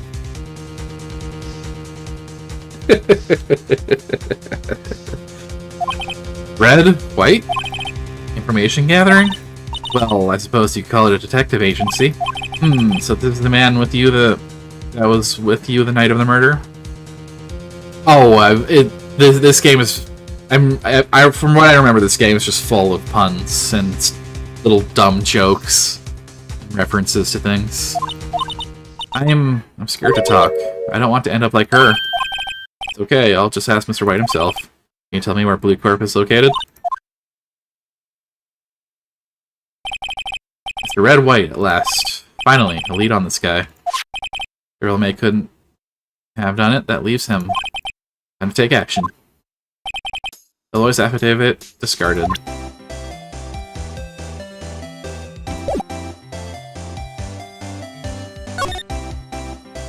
Blue Corp. Number 7, Blue Corp Inc. CEO's office. That's the photo.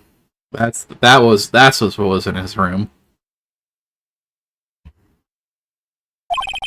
What's with the surreal decor? Welcome! Please furnish me with the title of your personage. What the? Your name? What's your name? I was just inquirably asking the title that you go by. Right. Phoenix Wright. Inquirably? Mr. Wright, is it? Right, I see. Splendiferous. Oh, this man is so punchable. Perhaps I've intimidated you with my giantesque vocabulary. What is this guy's problem? I'm Red White, CEO of Blue Corp. You know, a corporate expansion official? My business dealings bring me into contact with the elite of the elite. I'm afraid I'm not used to conversing with the wordily challenged. What a fruitcake. Not the word I'd use. Let me guess. You're an attorney fresh out of law school, are you not? It's the only explanation why you would come to meet me like this. What does he mean by that? No matter. So what business does a mighty lawyer have with a man such as myself? Yikes. This guy's arrogance meter is off the scale. Probably a good time to save.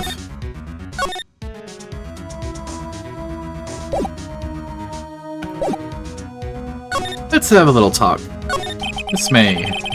Miss May is an employee of Blue Corp, is she not? Correct. She was my secretariat.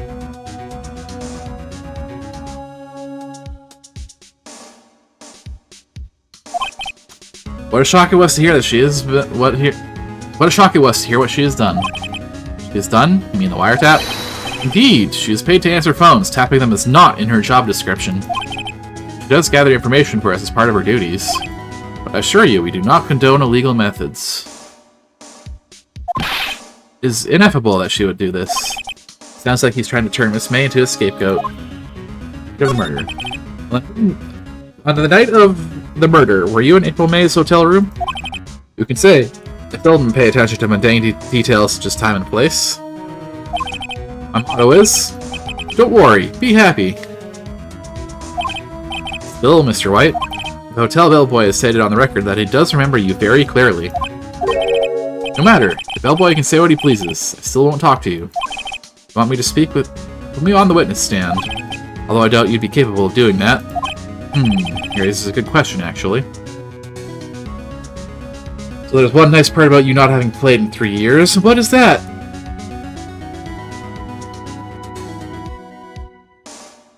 The opening movie straight up spoils who the culprit is. In a lot of these cases. Okay.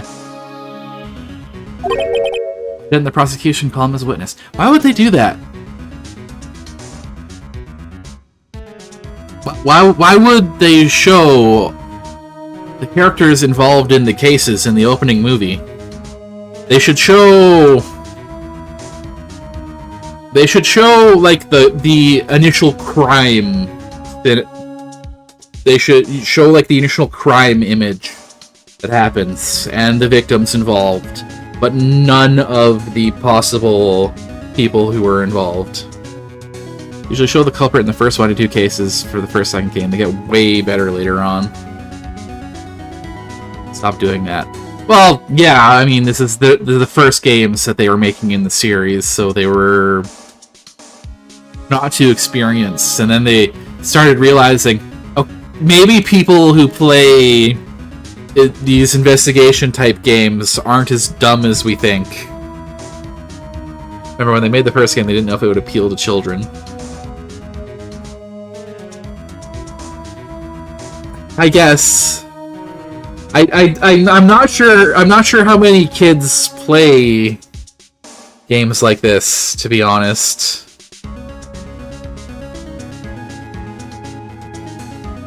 It's very funny because the fourth, fifth case here is rather difficult and very fucking obtuse.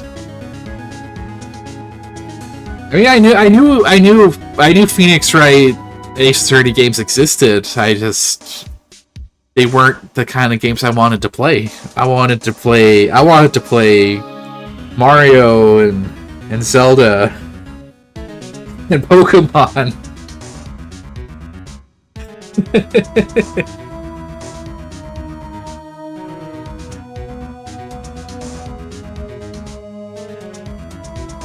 I didn't play Layton. Why didn't the prosecution call him as a witness? He should have seen the same thing as April May. Oh ho ho. Police, the courts. To me, they're mere toys, playthings for my amusement. I really want to punch you in the face.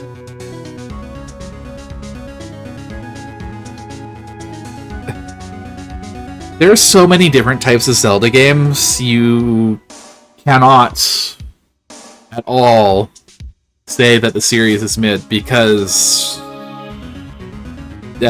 they're way too broad.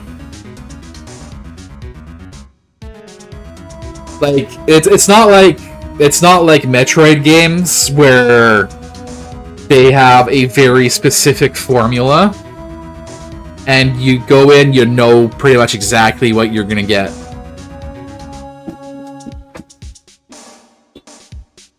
Whereas with Zelda games, they have a loose formula, but what you get is going to be very different based on what game you play.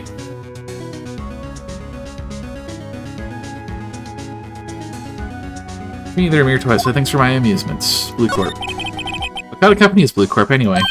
Ah, excellent question. We buy and sell various kinds of information. We're a company of the future. You might say we are the future. Sell information? Just 10 years, I built this business up into the grand office you see now. Ah, in case you're wondering, Blue Corp was named after the color blue. Wow, what a revelation.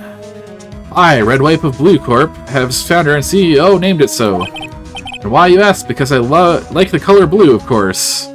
You're wearing mostly pink.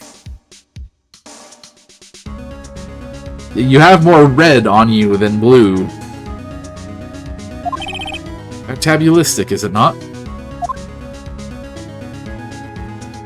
I've never actually played Minish Cap, so I don't know how to judge that one. I've heard Minish Cap is a good one though, from people who have played more games than I have.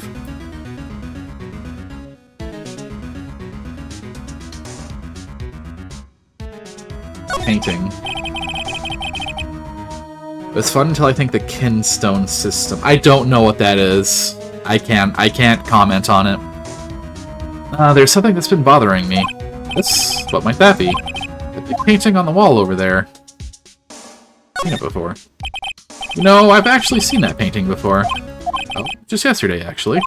Your point being? The point is simple, or rather my question is simple. Why is that painting hanging on your wall? Mr. Wrong, was it? Right. It appears you do not fully grasp your position here. Ask again, who are you? A lawyer? No, my feeble friend, a mere lawyer. Worth nothing. Zilch, zippo, nada! Just like that story excuse for an attorney, Grody Burger. What? Ugh. Oof. He punched me. Well, Mr. Lawyer, what will you do, eh? Charge me with assault? Charge away, I welcome it. For it is you who will be found guilty. What?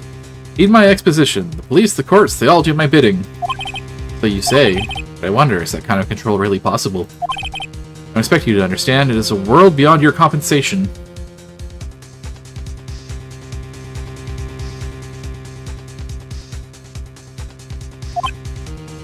Yep. You came here from Grody Burgers, I presume? Mr. Grossburgers, yes. You must ask him, why is it that this painting of his hangs here? Perhaps then he will tell you. Perhaps he'll explain how a man can live life purely for personal profit. Go now, skedaddle. There's nothing more to discuss.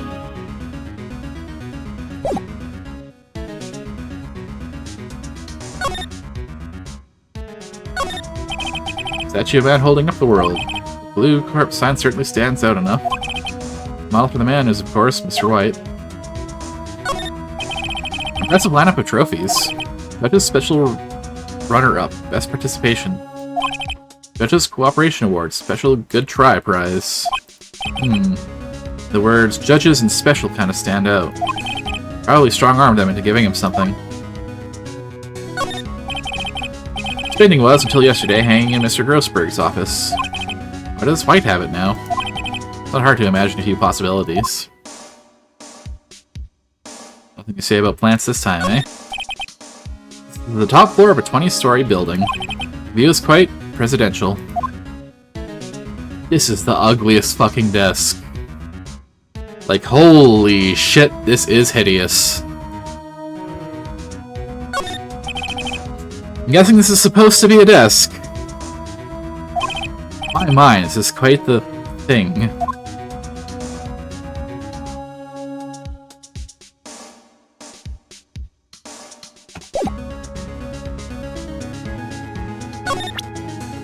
I am a lawyer. Would you be kind enough to cease your inane chattering and vacate the premises? You put it in language so you're to understand. Shut up and get out. I have nothing more to say. What do you have to say about this photo of you?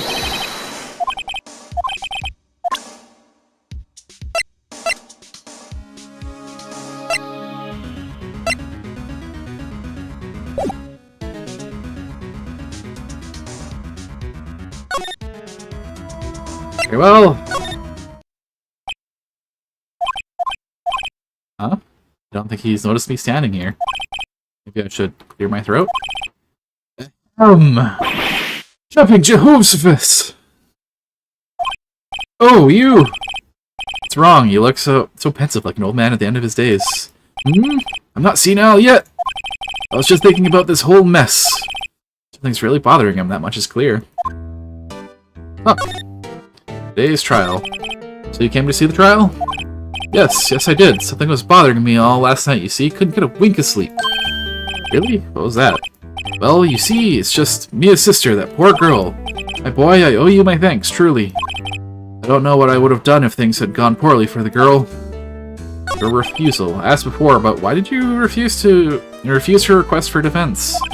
I think I have right to know. A right, Mr. Wright? No, I'm sorry. I need more time to think about it, my boy. He does seem troubled about something. I'm starting to have a feeling I know what it is. Mr. White. So, I played Blue Corp a visit. Oh, I see. Mr. Grossberg. I have to admit, something has been bothering me. Oh, what is it? Well, out with it, my boy. See, it's just... a big painting. Mr. Grossberg, sir. There was a giant painting hanging right there on the other day, was there not? One you said you had no intention of parting with? Well, I saw it. Today. It was in the CEO office at Blue Corp Red White's office. So, you noticed. I suppose I should have guessed you would. It is a large painting. Mr. Grossberg, I know you and Mr. White are connected somehow. Connected, you say? Yes, I know what that is. It's blackmailing you. Mr. Wright has something on you, doesn't he? Blackmail?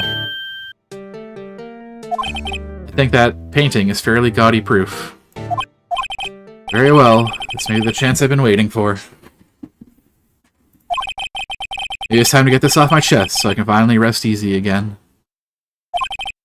After all, you were Mia's understudy. Perhaps it was fate. What's he talking about?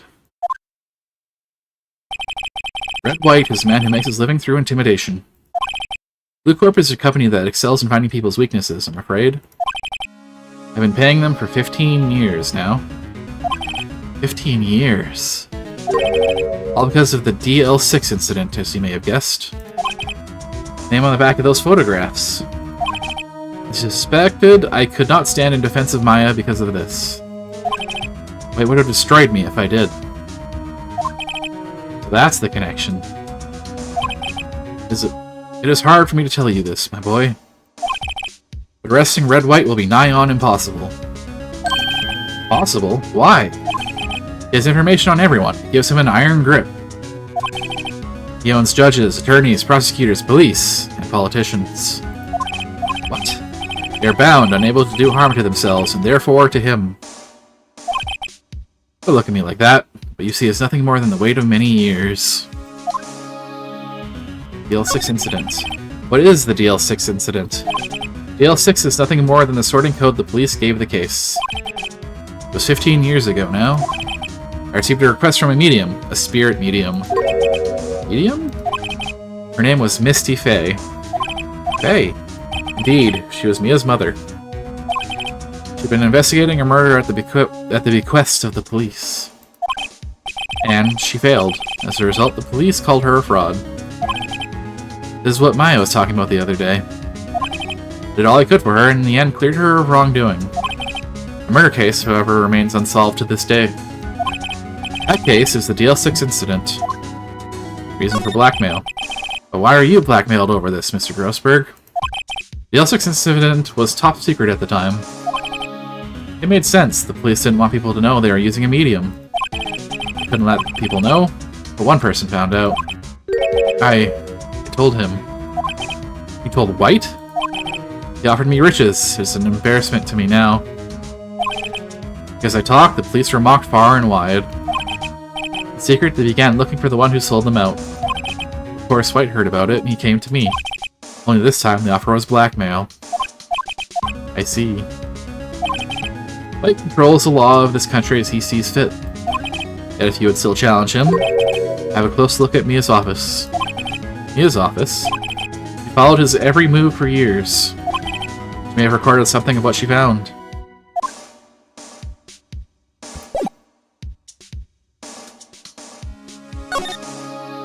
Well, let's go have a look. It's funny looking at this room, it seems so normal. Or to imagine a murder took place here. Mr. Grossberg said there would be clues. Maybe I should have another look.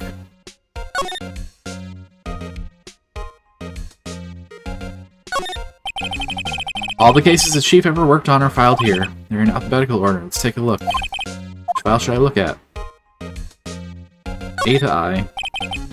If there's a record in this file that catches my... Fuck off!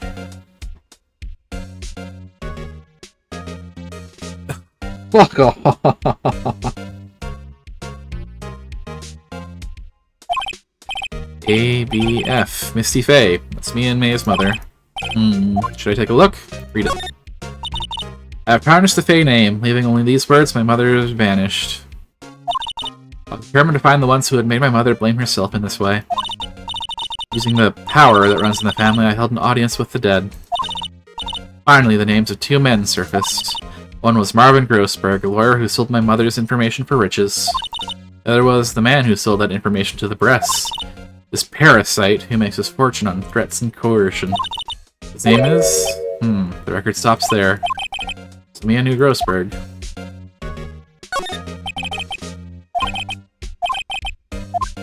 J to F's. Let's see, J through F's. Nothing much in here. So just skip some of this. Skim. Well, no harm in flipping through a bit, I guess. The biggest part here then is S. Suicide? Ew.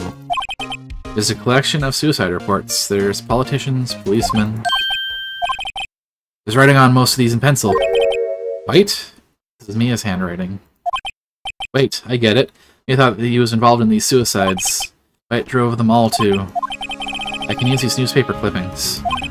Let's find the most disturbing one. Paper clipping added to the court record. Article about a politician's suicide. The word White is written in pencil at the top.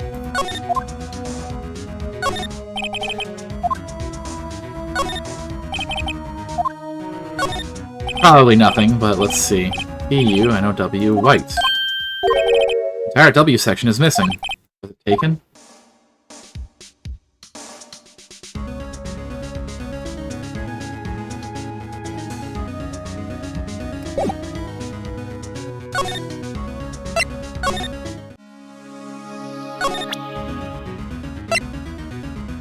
What do you have to say about this? I found this in Mia's files. So she was investigating Red White, as I expected. Well, if you wanted to challenge him, you could present this in court. Not a bad idea. What do you have to say about the photo of White? Sorry, sir, I borrowed this. Ah, so it was you, my boy. Who is this man? It's a long story. I'll be needing that back now. I just want to talk about it for some reason. You already talked about it!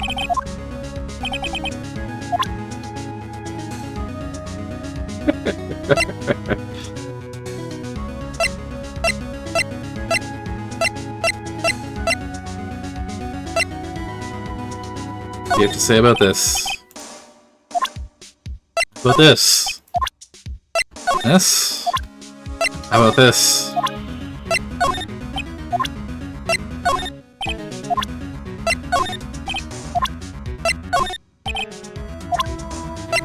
I am a lawyer. Nope. Anything new there? No.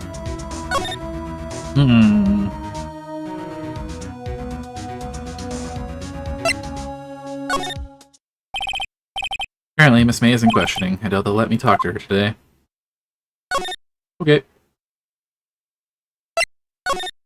Hey, busboy. Oh, the bellboy. So the water's coming from the shower. Da-di-da. Money making, I got the money making blues. Some seems to enjoy washing the showers. Screwdriver. Fine. I'll do glasses, but not touch them.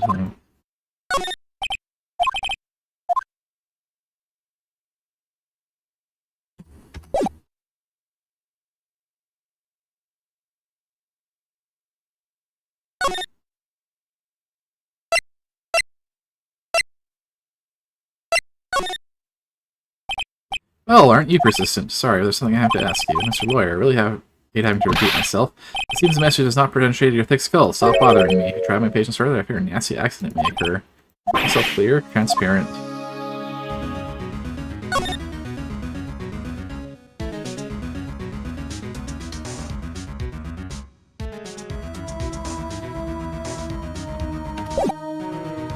Probably no point in me being here.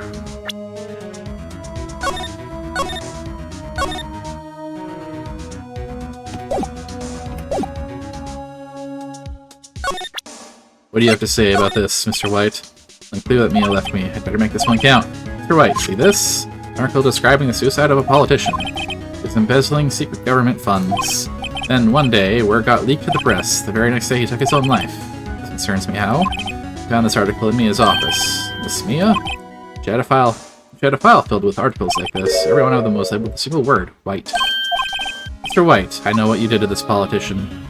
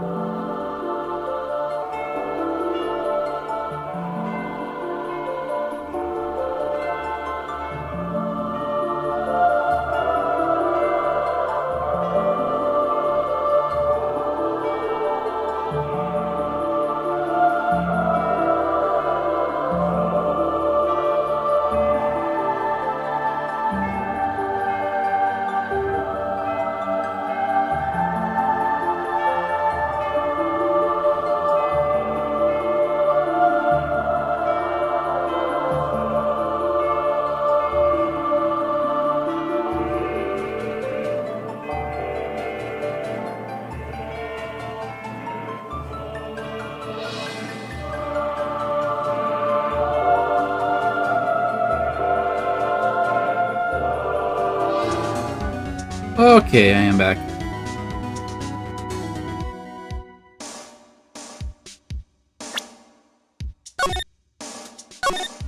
Got the second one there.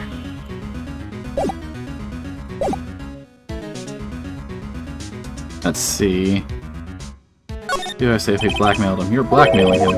Blackmail? Not just him either. You were threatening and coercing hundreds of others. You're involved in all of the suicide cases that Mia investigated. This company is built on blackmail. I'm right, aren't I? What a bizarre accusation. Mr. Wrong. What's it you should be doing now? Investigating me? No, I think not. You should be searching for the one who killed Miss Mia. Yep. Secretary's office. Hello? Mr. Wrong will be leaving now. Yes, sir. I'll send someone right away. Wait a second, Mr. White. You're wrong. You're wrong, Mr. White. Excuse me, what I should be doing now is going after you. What are you insinuating? It was on to you. She was keeping tabs. For this reason, you had April May tapping her phone. Then Mia was murdered, and all the documents about you mysteriously disappeared. So, the culprit would be... Even a child could work it out, Mr. White. You did it. You won't be needing escort from Mr. Wrong. Instead, please connect me to the public prosecutor's office. Of course, sir. One moment, please.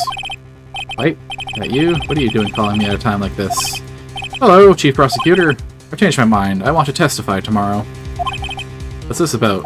The Mia Fey case. I witnessed the murder, you see. And thus, as a very important witness, I would like to testify. What? Why now? I thought you said you didn't want to go to court. Quietude. I told you I changed my mind, didn't I? Oh, one another thing. Send the police over here right away. Man is standing right in front of me. He looks dazed, but could be violent. What man? Are you even listening? The executioner, the hatchet man, the liquidator, the killer, man. What? Mr. White, this isn't another one of those. Chief Prosecutor, do not believe you are in a position to freely offer your opinions to me, correct? I'm telling you to send the police, now. Did I not tell you, Mr. Wrong? You are a mere lawyer, as was Miss Mia. How dare you?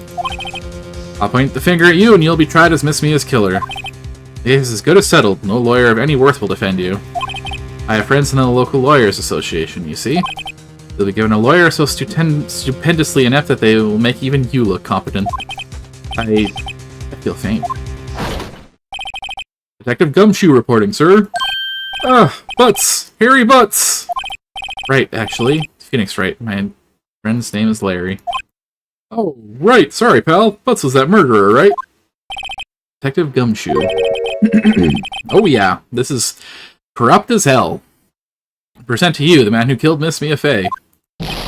What? Take this despicable human being into custody. Farewell, Mr. Wrong. September 8th, 3:37 p.m. Detention Center Visitors Room. Can't believe it's only been a day since the first trial.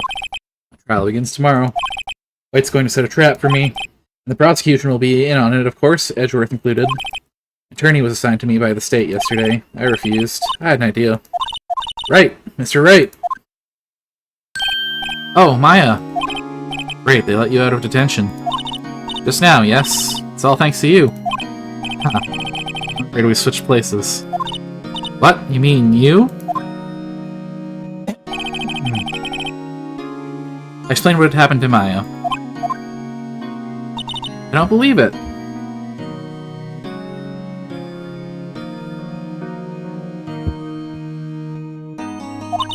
How many people does that man need to destroy before he's satisfied? My mother, my sister, and now you. This has gone too far. Mr. Wright, please tell me, is there anything I can do? Well...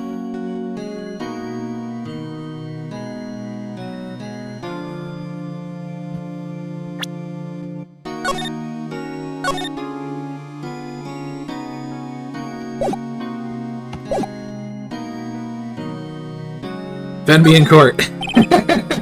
Alright, you can be my defense lawyer tomorrow. Alright, huh? Leave it to me, I'm Mia's sister. After all, lawyership runs in our blood.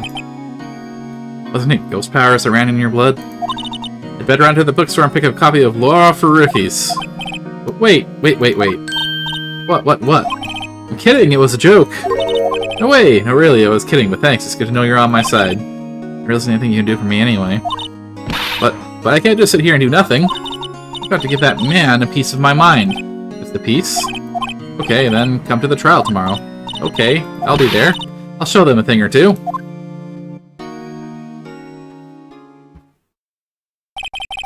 Plans may change, yet with crime it's the same old story. In fact, it's gotten worse. Lengthy court proceedings are no longer realistic. Beginning a few years ago, a limit of 3 days was put on initial court trials.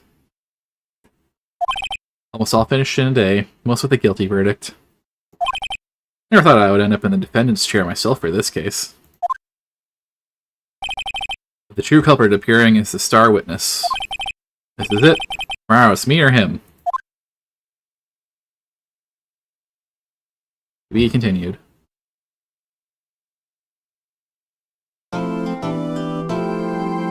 Sure.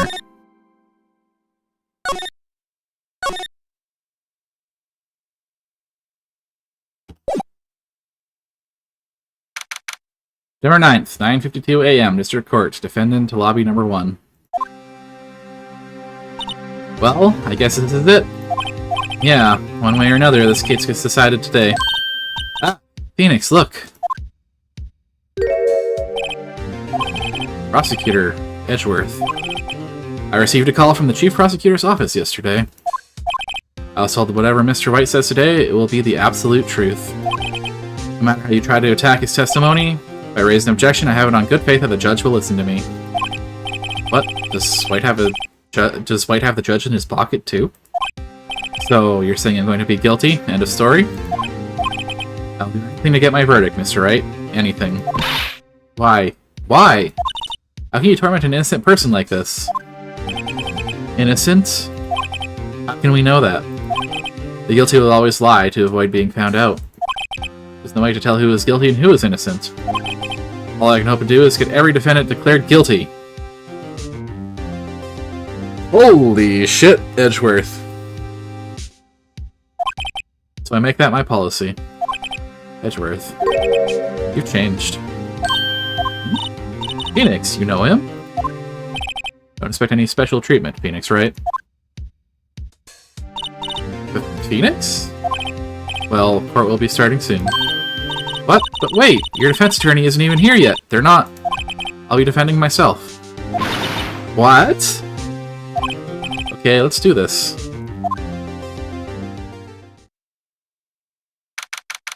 December 9th, 10 a.m. District Court, courtroom number 1. Court is now in session for the trial of Mr. Phoenix Wright. Prosecution is ready, Your Honor. Defense is ready, Your Honor. Mr. Wright, are you sure you're up to doing this? Yes, Your Honor, I will be defending myself. Understood. Very well, Mr. Edgeworth, your opening statement, please. The details of the event are already quite clear to the court. Today we will be hearing the testimony of a witness to the defendant's crime. I see. The prosecution may call its witness. I went far too smoothly. Why didn't the judge ask Edgeworth why his witness didn't testify before? It's like he already knows why. No one's going to raise an objection about this. I suppose it's me. Mr. Edgeworth, you owe an explanation to the court. Why didn't this witness testify in the trial against Miss Maya Fey? I'm ever so sorry. Mr. White is a busy man, and besides, at the time I thought that Ms. May's opinion was all that would be needed. Again, my sincerest apologies to the court. Excellent, Mr. Edgeworth. I appreciate your demeanor. Great. He gets to show off and I get nowhere. I'd like to call Mr. Red White to the stand.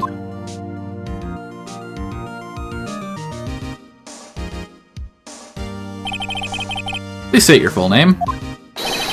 You should know the title of my personage. Oh man, I so want to punch him in the face. Your name. Yes, that is what I said. Oh dear, do my locutions confuse? Name.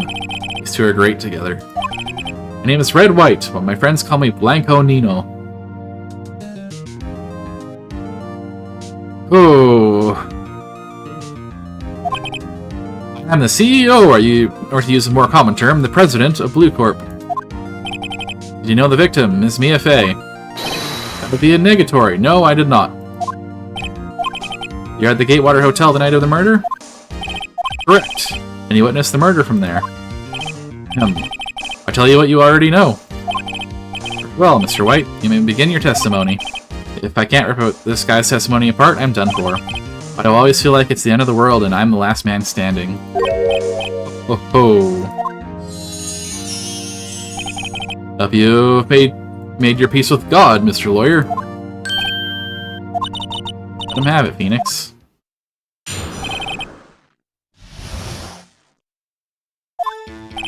Let's see, it was about 9, I believe.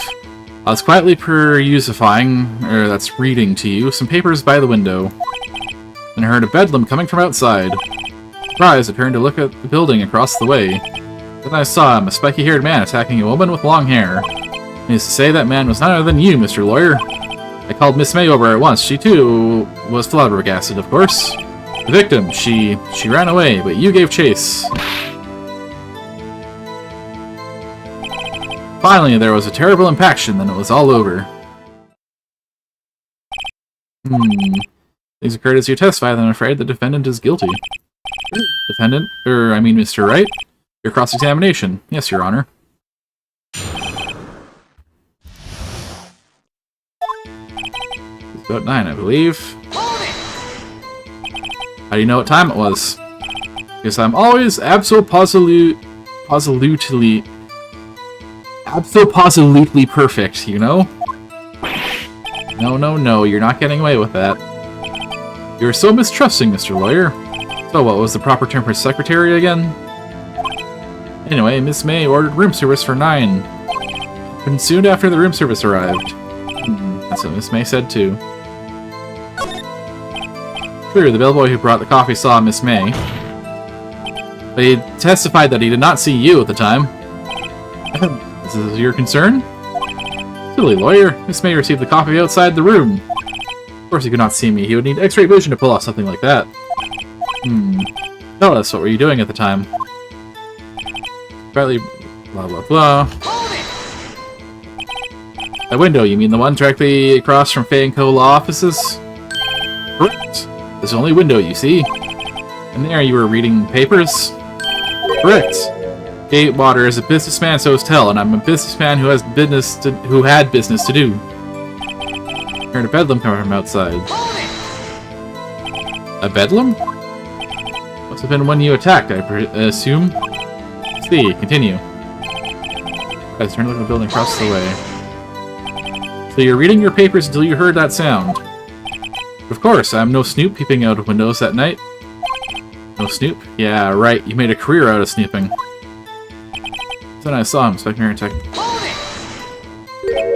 Spiky haired?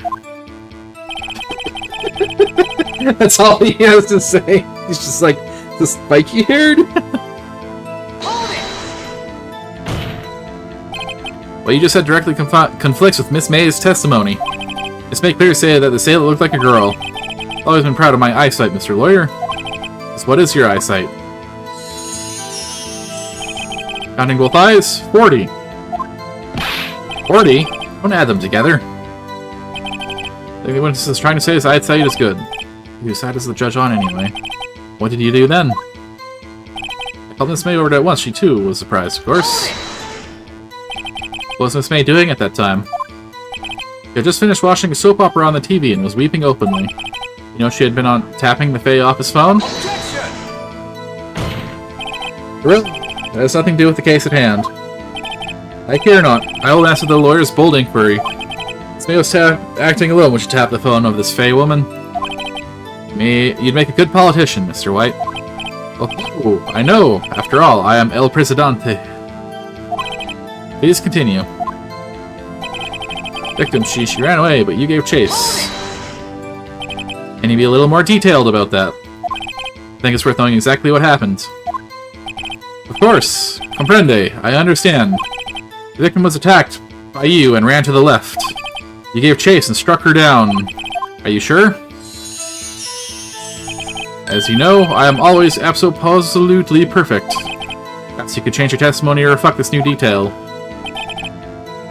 Ran to the left and you gave chase.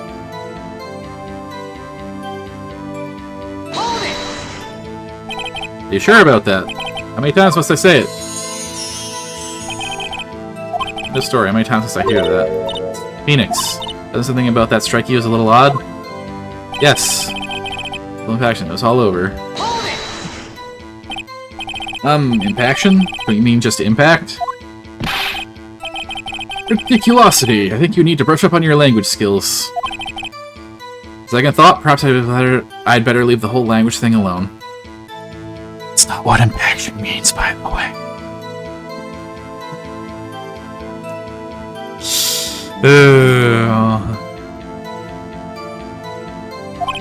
Did Edgeworth prep this guy too, I wonder? Anyway, I'd better find a weakness in there.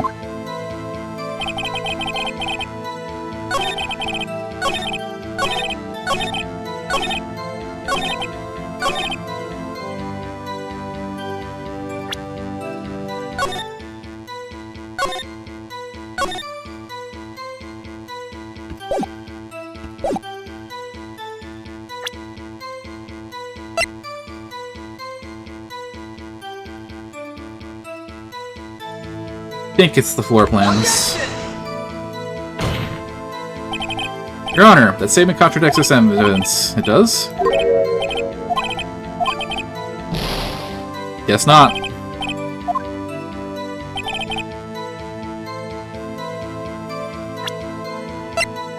Oh, it's the May testimony. Wait right there. Mr. White, you've dug your own grave. What is this? You said the victim ran to the left. Well, that directly contradicts Miss May's testimony. Clearly say that the victim ran right. Oh ho ho! It is simple. You have misheard her. I think not. Look at the floor plans. The killer was here, and the victim here. The victim ran to the left, as you claim she did. She would have been running directly away from the door. She would have been running into a dead end. Don't you find that odd? Ugh. Very strange. I did see her run to the left. I did. Phoenix, look at his face. I don't think he's lying about this one. I know why you saw her run to the left. True, maybe he really did see the victim run left. So he did witness the killing. Wait a second. Mr. Wright. Yes, Your Honor. Miss May says right and Mr. White says left. Can you explain this contradiction to the court? Both are right. Both witnesses are telling the truth, for once. Ha! I doubt it. Or rather, it does not clear up the contradiction. There is one scenario that would explain their conflicting accounts. What? Obviously, the witness was not viewing the crime from the hotel. Mr. Wright, what do you mean? Yes, what do you mean he was not viewing the crime from the hotel? He was not in the hotel. Where could he have been? In the law offices of Fay & Co., of course. More specifically, he was standing here.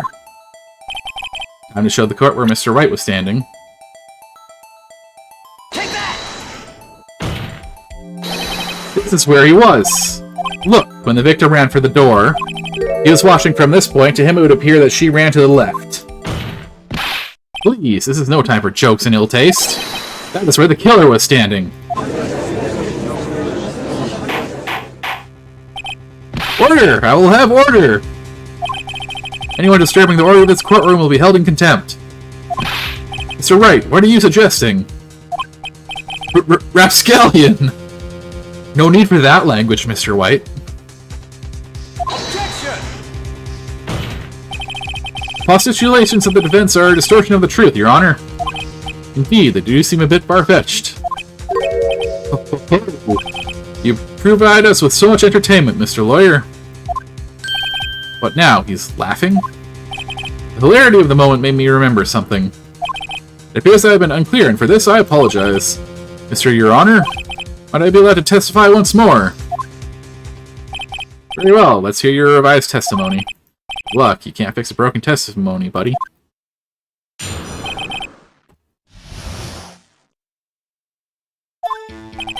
Miss May's testimony was correct, as was mine. When you assaulted the girl, she first ran to the left. Then you hit her savagely, that is what I saw.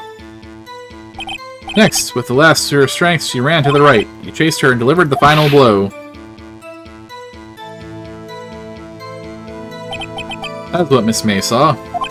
See, you hit her twice. Don't you remember, Mr. Lawyer? That does seem to make sense. You'll be cross-examining the witness's testimony. Bet I will. I mean, yes, Your Honor.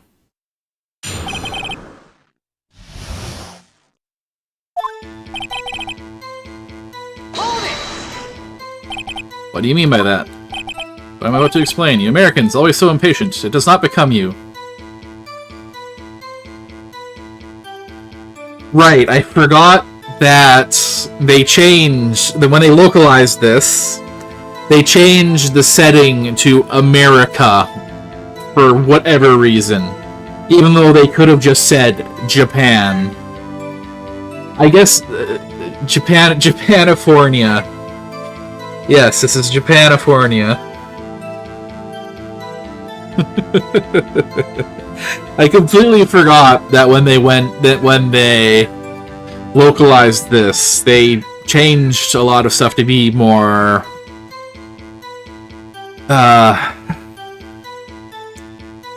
familiar, I guess, to an English-speaking audience.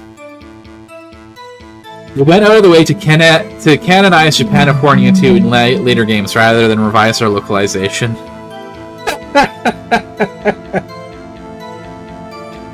That's funny. Hey, buddy, you're an American too.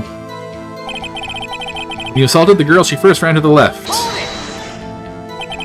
do you mean first? First? That's what comes before what happens next. You do speak English, right? Please sit back, relax. I'll try to use simple words for your benefit.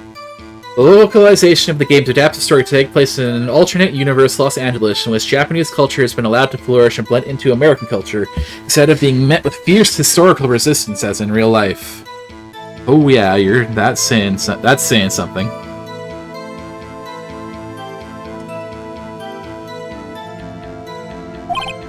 First, you ran to the left, and then you hit her savagely. That is what I saw. TLDR, their latest game. Hold it! They canonized Los Angeles. So, Phoenix Wright, Ace Attorney: Spirit of Justice was the first Ace Attorney game to explicitly mention Los Angeles as the franchise's home setting in the localization. The games being set in Los Angeles was previously only mentioned by staff out of universe and very vaguely inferred by in-game information. For example, the time difference issue in the first turnabout in dialogue. So Japanifornia is real now. Okay. I didn't hit anyone. Now, Mr. Wright, there's no point hiding things from this court. I'm not hiding anything. Objection! Prosecution requests that defense refrain from interrupting the testimony. Mr. Wright, you have been warned. Why is he mad at me? As lesser strengths, you ran to the right. Hold it! What do you mean next? Next is what comes after first. I know that. That's all you need to know, Mr. Lawyer. As I said, she turned and made a desperate dash to the right. I still don't know why they couldn't just revise the localization to Japan for these Steam remakes. That's extra work. And yes, it's the point where Japanifornia is a big meme with the games.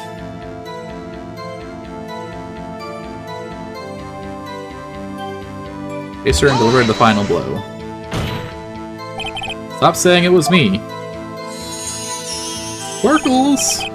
But it was you. Objection! Sir Wright, if your claim was that it was not you, then show us proof. Can I do nothing right? Nothing? May I continue?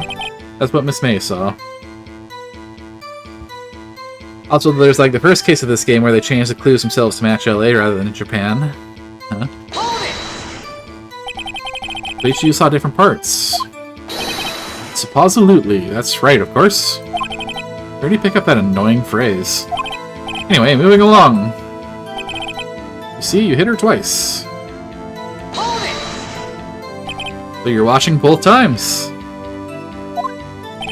Suppose I was. And please excuse me for not testifying to this sooner. What do you think, Phoenix? I think we've got him right where we want him. He slipped. But for now, I'll soon wipe that smile off his face.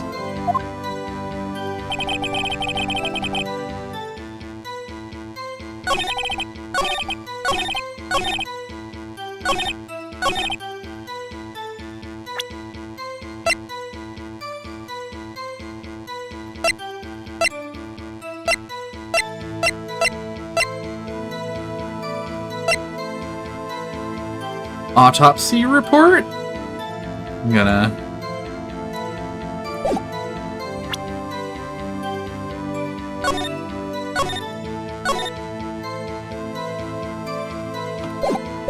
just to be safe. Objection! Mr. White! The victim died from a single blow. Oh. What do you have to say to that?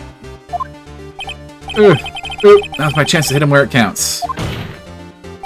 Mr. White, wasn't it you who told this court you are abso-positively perfect? I'll refrain from using this phrase from now on. Your Honor, if you could ask the witness for a new testimony. Objection! Witness is obviously confused, Your Honor. I'd like to request a 10-minute break. Yes, quite. Witness is confused because he's lying. I emphatically request that there be no break, Your Honor. No, Edgeworth going to coach him more. Yeah, we want justice. Don't let him get away. Very well. If the witness would care to revise his testimony. Crowd's on my side. No slipping out of this now, White. Mr. White? Okay.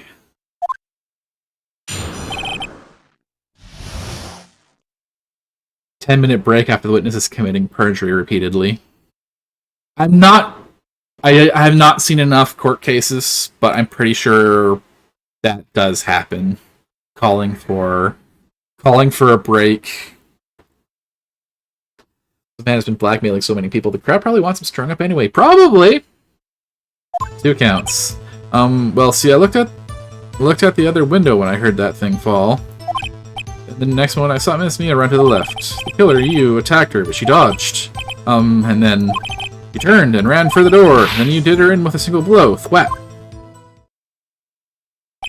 Thwap indeed. Very well. You may begin the cross-examination. Mr. Your Honor. My stomach, you see, it is hurting. Deal with it. This is almost over. Dude's sweating.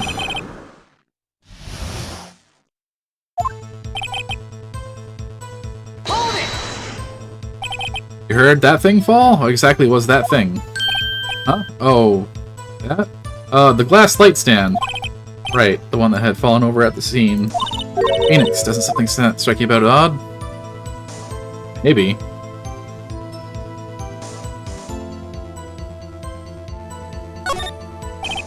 Yeah, that is odd. I'll press further. Mr. White.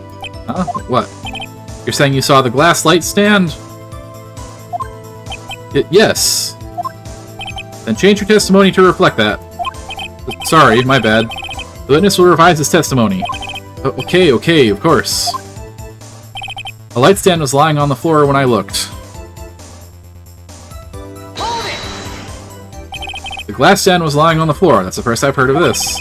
Why didn't you tell us about the stand before? Why? Me? Well, I was instructed not to. Wait! One moment! Give me a minute to gather my thoughts. I'm so confused. White's falling apart. Your Honor, please, I ask that you do not allow the witness to be badgered any further. Mr. Wright, please refrain from badgering the witness. Yes, Your Honor. Edgeworth is on the ropes. Very well, the witness may continue his account. In the next moment, I saw Miss Mia run to the left. Hold it! Miss Mia? Mr. White, do you know the victim personally? No. Triple no. How would I? How could I? Objection! See nothing odd about the witness knowing the name of the victim. Mr. Wright, I will not have you harrying the witness. Looking a little flustered, Edgeworth. Well, you attacked her, but she dodged. Hold it! Now, before, you said that she was hit before she ran. Yes, I must have been confused. Don't worry, we all know what happened now. Turned around for the door. Hold it! What did you do then? I gave chase, of course. No, not me. The killer, I mean, he gave chase. Mr. White, please try to remain calm. Mr. Wright here is only trying to fluster you with baseless accusations. Oh, alright, thank you, Miles. You did her in with a single blow, thwap. Thwap? Doesn't sound like a savage attack from your earlier testimony. Oh, ho ho, well, yes, I'm a man of peace, you see. Phoenix, he's getting a lot less talkative. Probably afraid I'll catch him on something. It won't be easy.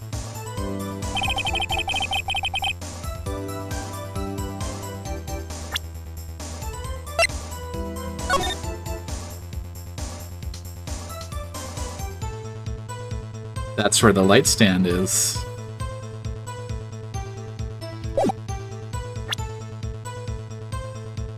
Objection!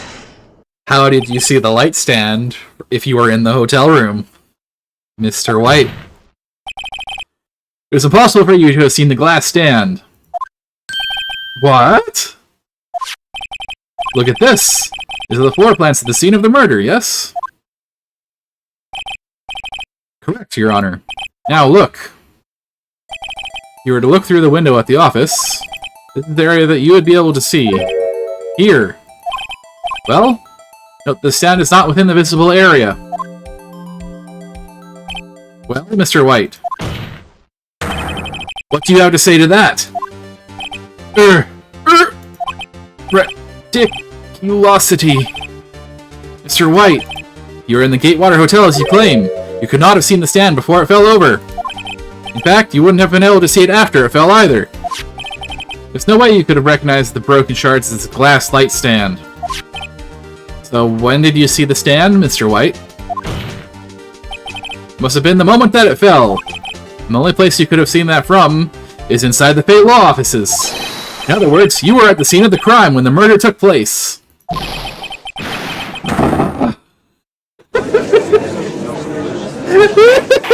Face.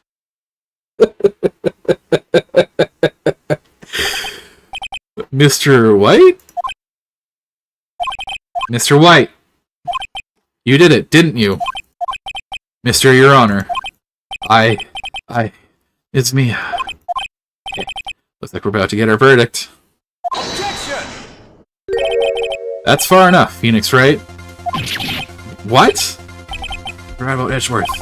Mr. White, I think the time has come. Couldn't you confess your crime now, What? I said you should confess your crime. Ergo, confess that you placed the wiretap. Wiretap? Order! Order! Mr. Edgeworth, explain to the court what you mean by this. Distinguished members of the court, Mr. White is slightly confused. Allow me to explain. I really don't like the way this is headed. As you know, Mr. White is the CEO of Blue Corp. He ordered his secretary, Miss April May, to tap the law offices of Miss Fay. What did that have to do? Your Honor, the question is, when was the wiretap placed in the office, and by who? No, you wouldn't! Mr. White, in order to place the wiretap, you entered Miss Fay's office. Am I correct? Correct! You are most correct, Miles. Give me a break. Yes, in order to place the wiretap, I breached the Fay & Co. law offices. That is when I saw that accursed light stand. Now I'm confused. Please explain to the court what all this means, Mr. Edgeworth. Gladly, Your Honor. Mr. Phoenix Wright has made his position quite clear. He has determined that Mr. White knew the glass stand was in the office. He has shown that there was only one time Mr. White could have seen the stand, at the very moment of the murder. Blatant manipulation in the middle of cross-examination. Yep. Thus, Mr. Wright would like you to believe that Mr. White was the murderer. I see. However, it is the fact that Mr. White has been to the office well before the murder took place. He went to place the wiretap. You could have seen the glass light stand then. Here we go, Mr. Phoenix Wright theory is revealed for the baseless conjecture it is. Lucky that this isn't jury-based because no jury buys this. Yep.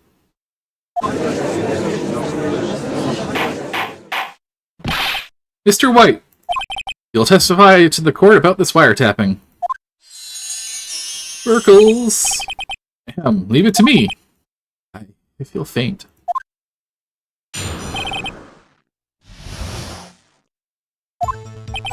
It was the beginning of September, the week before the murder. I had entered the Fay & Co. law offices. Of course, I had done so to place the wiretap. As when I saw this glass light stand. So you saw the stand before the night of the incident. This is how you were able to identify what had fallen over. By the sound? Correct! That is right. I see. Very well, Mr. Wright. You may cross-examine. What am I supposed to do now? Good luck, Phoenix.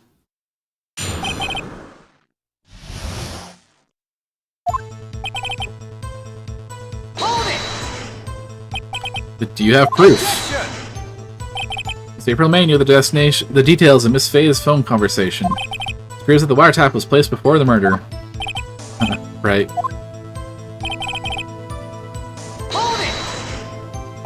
Was it really you that went into the office? Or was it Miss May? Unidentified fingerprints several days old were found in the Faye & Co. law offices. Those are obviously Mr. White's. And if I know Edgeworth, he's already run a check on those prints. Now, Mr. White, tell us why you went to the Faye & Co. law offices. Of course, I've done so to place the wiretap. Why did you tap Mia's phone? There's no bearing on the current case, Your Honor. The Corp is a detective agency of sorts. They have a responsibility to protect client confidentiality. I saw this glass light stand. Why did you notice something as innocuous as a light stand? The light stand was made entirely out of glass. It's quite stylish, so I guess it made a lasting impression on me.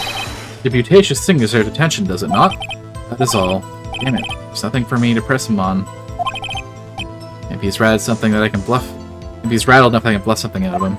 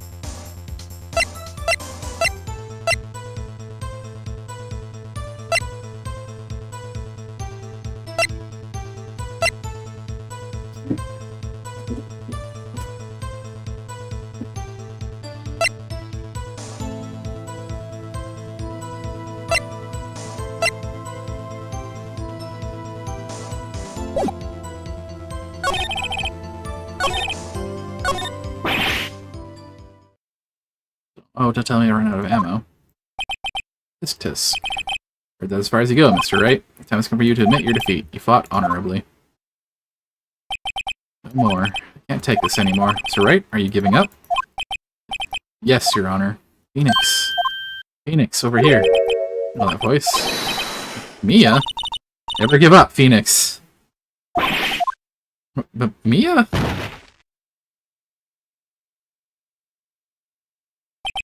Where am I? Waiting lobby? What happened? Oh, right, I lost the trial. I was hallucinating. Finally awake. Ah. Pass us out again immediately. Hey, Phoenix. Jack? Somebody to greet an old friend? Phoenix, I want you to look at me.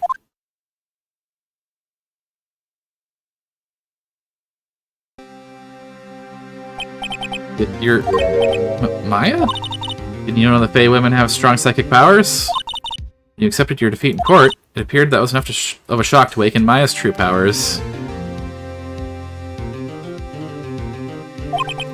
So, Maya is channeling you, Mia? Apparently being possessed increases your bust size, your jawline, and gives you a mole on your chin.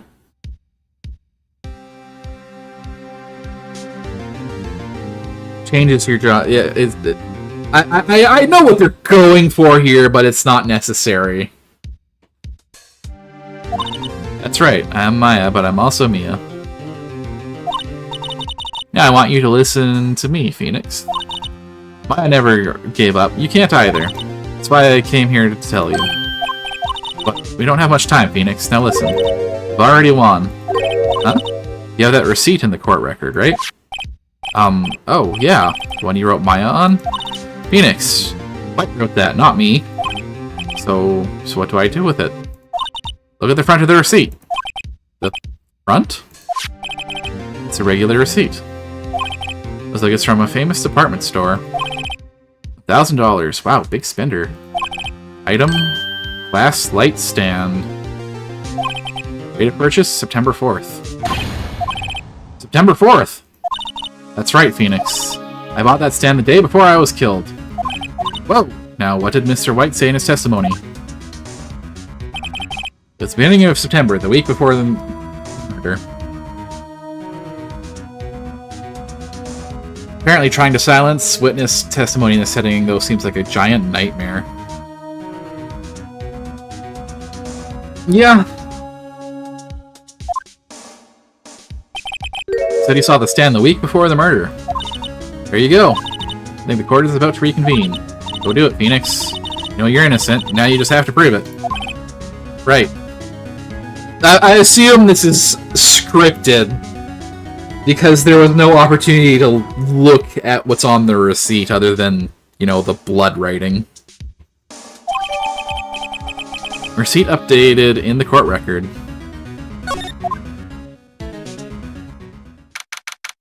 September 9th, 1:16 p.m. District Courtroom District Court, Courtroom number 1.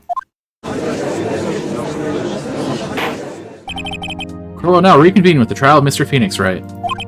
Is the defendant, rather, are you all right, Mr. Wright? Yes, sorry, Your Honor. I'm fine now. Then let's start where we left off. Your Honor, there's nothing to go back to. Cross-examination of Mr. White is finished. All that's required now is for you to pass judgment on the defendant, Phoenix Wright. Your Honor, please give me one more chance. I promise you this is the last time I'll ask you. I think the anime tried to adjust the scene to make it less stupid, i.e. it was a second page or something that was stuck to the receipt instead of just the back of it. But, as Mr. Edgeworth has noted, the trial is more or less finished. Mr. Edgeworth, do you have an opinion on this matter? Okay, let us give Mr. Phoenix Wright his last chance. Very well, you may begin your cross-examination.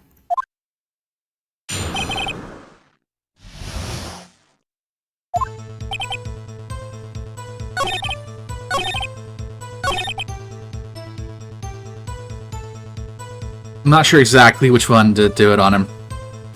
Want to say it's this one. So I'm going to...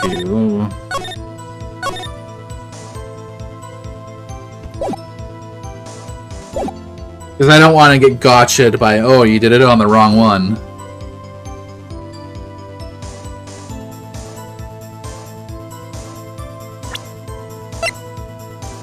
Objection! Look closely at this. See the word Maya written in blood? Wah, you're grasping. I think not. Look at the other side of the receipt. The other side? Your Honor, would you tell the court what is written on the other side of that receipt? Well, a glass light stand. And the date of purchase? Why, that's the day before the murder. You see, Mr. White, when you allegedly entered Fay & Co. offices at the beginning of September, the stand could not have been there.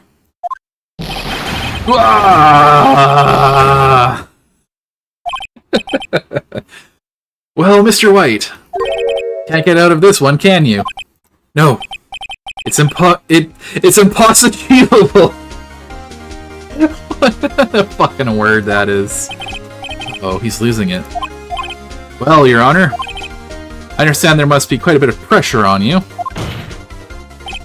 But I think you'll agree you can't judge me guilty under these circumstances. Very well. Then, that is all for the trial of... Objection! What do you have now, Edgeworth? Not so fast, Phoenix Wright. Hey, what? No way he could worm his way out of this one. Oh wait, I forgot. It's Edgeworth. There's a certain thread of logic to the defendant's claims. However, there is no concrete proof that Phoenix Wright is innocent. Ergo, I'd like to request one more day before Phoenix Wright is granted his freedom. Need time to make one more inquiry into this matter. Another inquiry. This is going to be another one of those updated isn't going to be another one of those updated autopsy reports. This guy just makes up evidence as he pleases. This is bad. Mr. White's guilt is obvious. There's no need to prolong this trial any further. Well, Mr. Edgeworth, if anyone's going to call Mr. White to trial, it would be me, the prosecution. I need a day to ascertain whether these new claims have any basis in factual evidence. I see. Objection denied. What? The completion of the trial of Mr. Phoenix Wright will be postponed until tomorrow. No. There's no telling what will happen if I can't end this now. Edgeworth is sure to come up with, or just make up something. After Mia showed up to help me and all. Sparkly! Mr. Your Honor. May I go home? Of course. Thank you for your time. Yeah. The witness will stay. Mia? Phoenix, read this note out loud. Mia? What's this?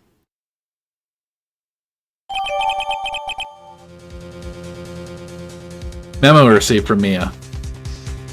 Phil's name's in Mia's handwriting. I feel like they're gonna do this bullshit last-minute evidence thing a lot. And it really... That's really not fun. Because it's like, oh, hey, here's evidence you need at the very end of the trial before you knew it could exist. Your Honor, if I may.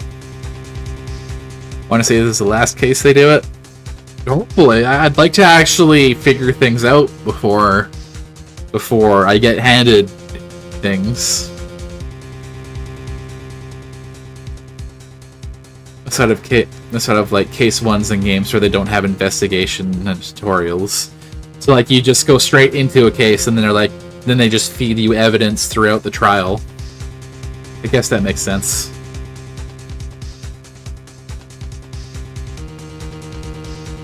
Your Honor, if I may, you're quite persistent today, Mr. Wright. Bet I am. My life is riding on this one. I have something I would like to read to the court. I'm really going to be like, I am a lawyer.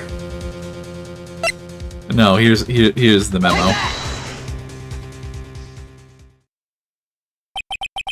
The memo Mia had given me was a list of names. Many of them sounded strangely familiar. People in finance, famous celebrities. That's when it happened. Stop! Desist! Halt! Please, stop! Make him stop! How did you get that list? Mr. White, admit your guilt right here, right now. Or else this list will be released to the press. I confess.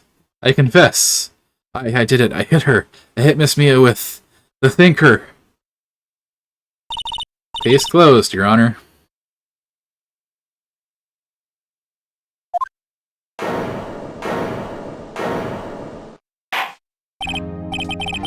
Well, I see no reason to continue this trial. Mr. Wright? Yes, sir, Your Honor. You've done it again! That was quite a spirited defense. Yes, Your Honor.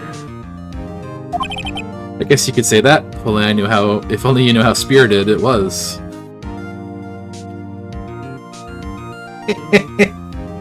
Fuck off! Oh...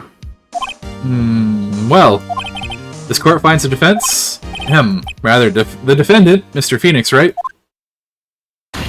not guilty.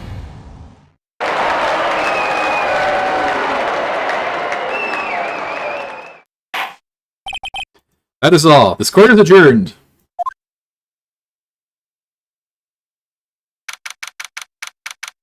September 9th, 2:24 p.m. District Court. Defendant Lobby Number 1. Well, I never thought I'd be saying this again. But congratulations, you're lucky I was born a Fae. I'm lucky I had both you and Maya on my side. I'm glad you made it. Thank you, Phoenix. Progress a lot to help me and Maya. Won't forget it as long as I live. As long as you live? Time here is running out. Huh? Maya's powers are still weak. I can't stay here that long. What? No, there's still so much to say. Don't worry, I'm sure we'll meet again. Chief! I'm not the chief anymore. Phoenix, can you come to the office tonight? Say 9? The office? I'll see you later. Chief, Mia!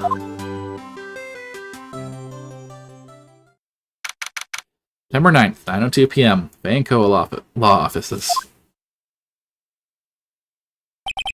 Being here, it's hard not to think about that night.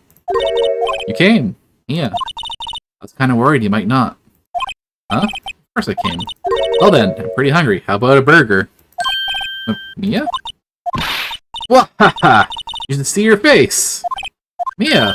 What are you talking about? It's me, Maya! Maya? What, did I look like my sister? Look like you were her! I might be able to use that.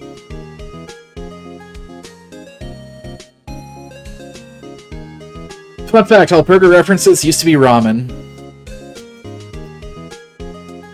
I mean, yeah, I'd eat ramen like hamburgers. Fuck. Ramen's delicious.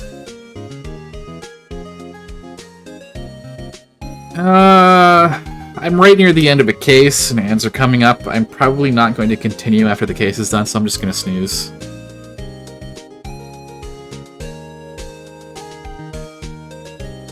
Oh, back to it. I might be able to use that. Oh, Phoenix, go to the store and buy me lunch, would you? Maya, why are you here? Because of this! See? Mia wrote me a letter. Take care of Phoenix for me. Take care of... Huh? She means the office. This office. I'd say watch the intro movie of 3, but then pause there. Sure. Someone has to help with the new Wright & Co. offices, right? And who better but me? Maya Fey, reporting for duty. Wait, no, damn it, I skipped the thing. Whatever. Yo, Nick, Maya here, ready to get down to business. You don't mind me calling you Nick, do you? Why did she call him Nick? I don't understand. It's a great name. Mia said that's what your friend Larry calls you. Nick? You know what that means. We're partners. You know, when I think about it, it is Maya's fault I'm here now. But if it wasn't for her, I'd probably be in jail. Wright & Co. Law Offices. It's got a good ring to it. Yeah, thanks, Maya.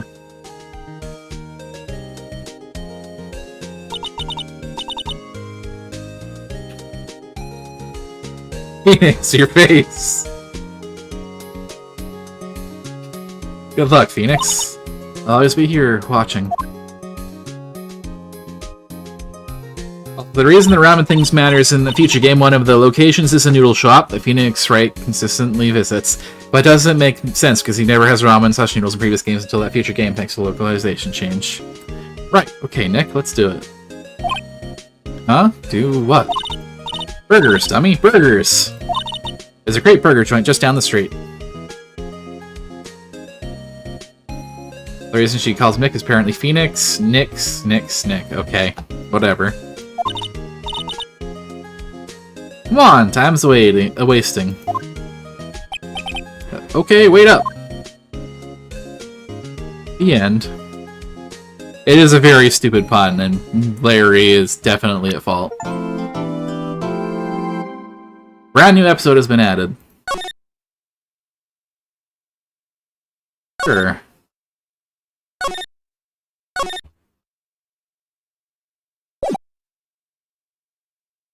Rah! You have disgraced me for the last time, Steel Samurai. Pale moon in the sky cries for your blood. The moon? Or it is you who should gaze upon the moon. Or it will be the last moon you ever see.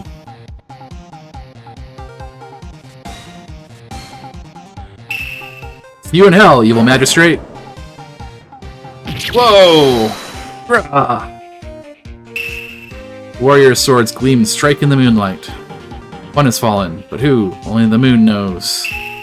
Don't miss next week's exciting episode. The Dark Messenger returns.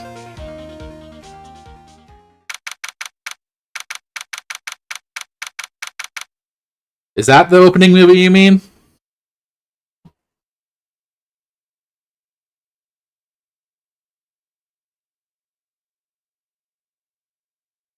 I got this is where the intro movies are just introducing the theme. Not fucking spoiling the entire case. Yeah, I'll save right here. Episode 3, Turnabout Samurai. Starting at the start of day 1, so I don't come back. Like, what the fuck was I doing? That'll be it for me for today, because I've only got 30 more minutes anyways. Rather just start next time starting on a case. I'll probably start doing this like at least once a week. Put it into my schedule. And try to get through a case. Try to get through a case each week and then just start fresh each time. But that's it for me. Let's see. Who should I send you over today?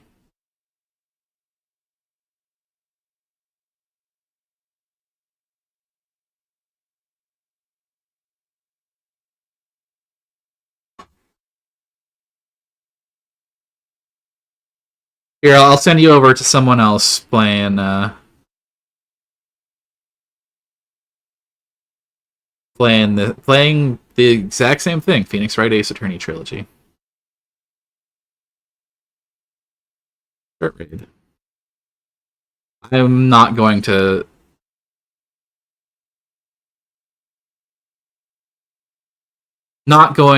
stay for this one though, because I think they're on a case ahead of mine.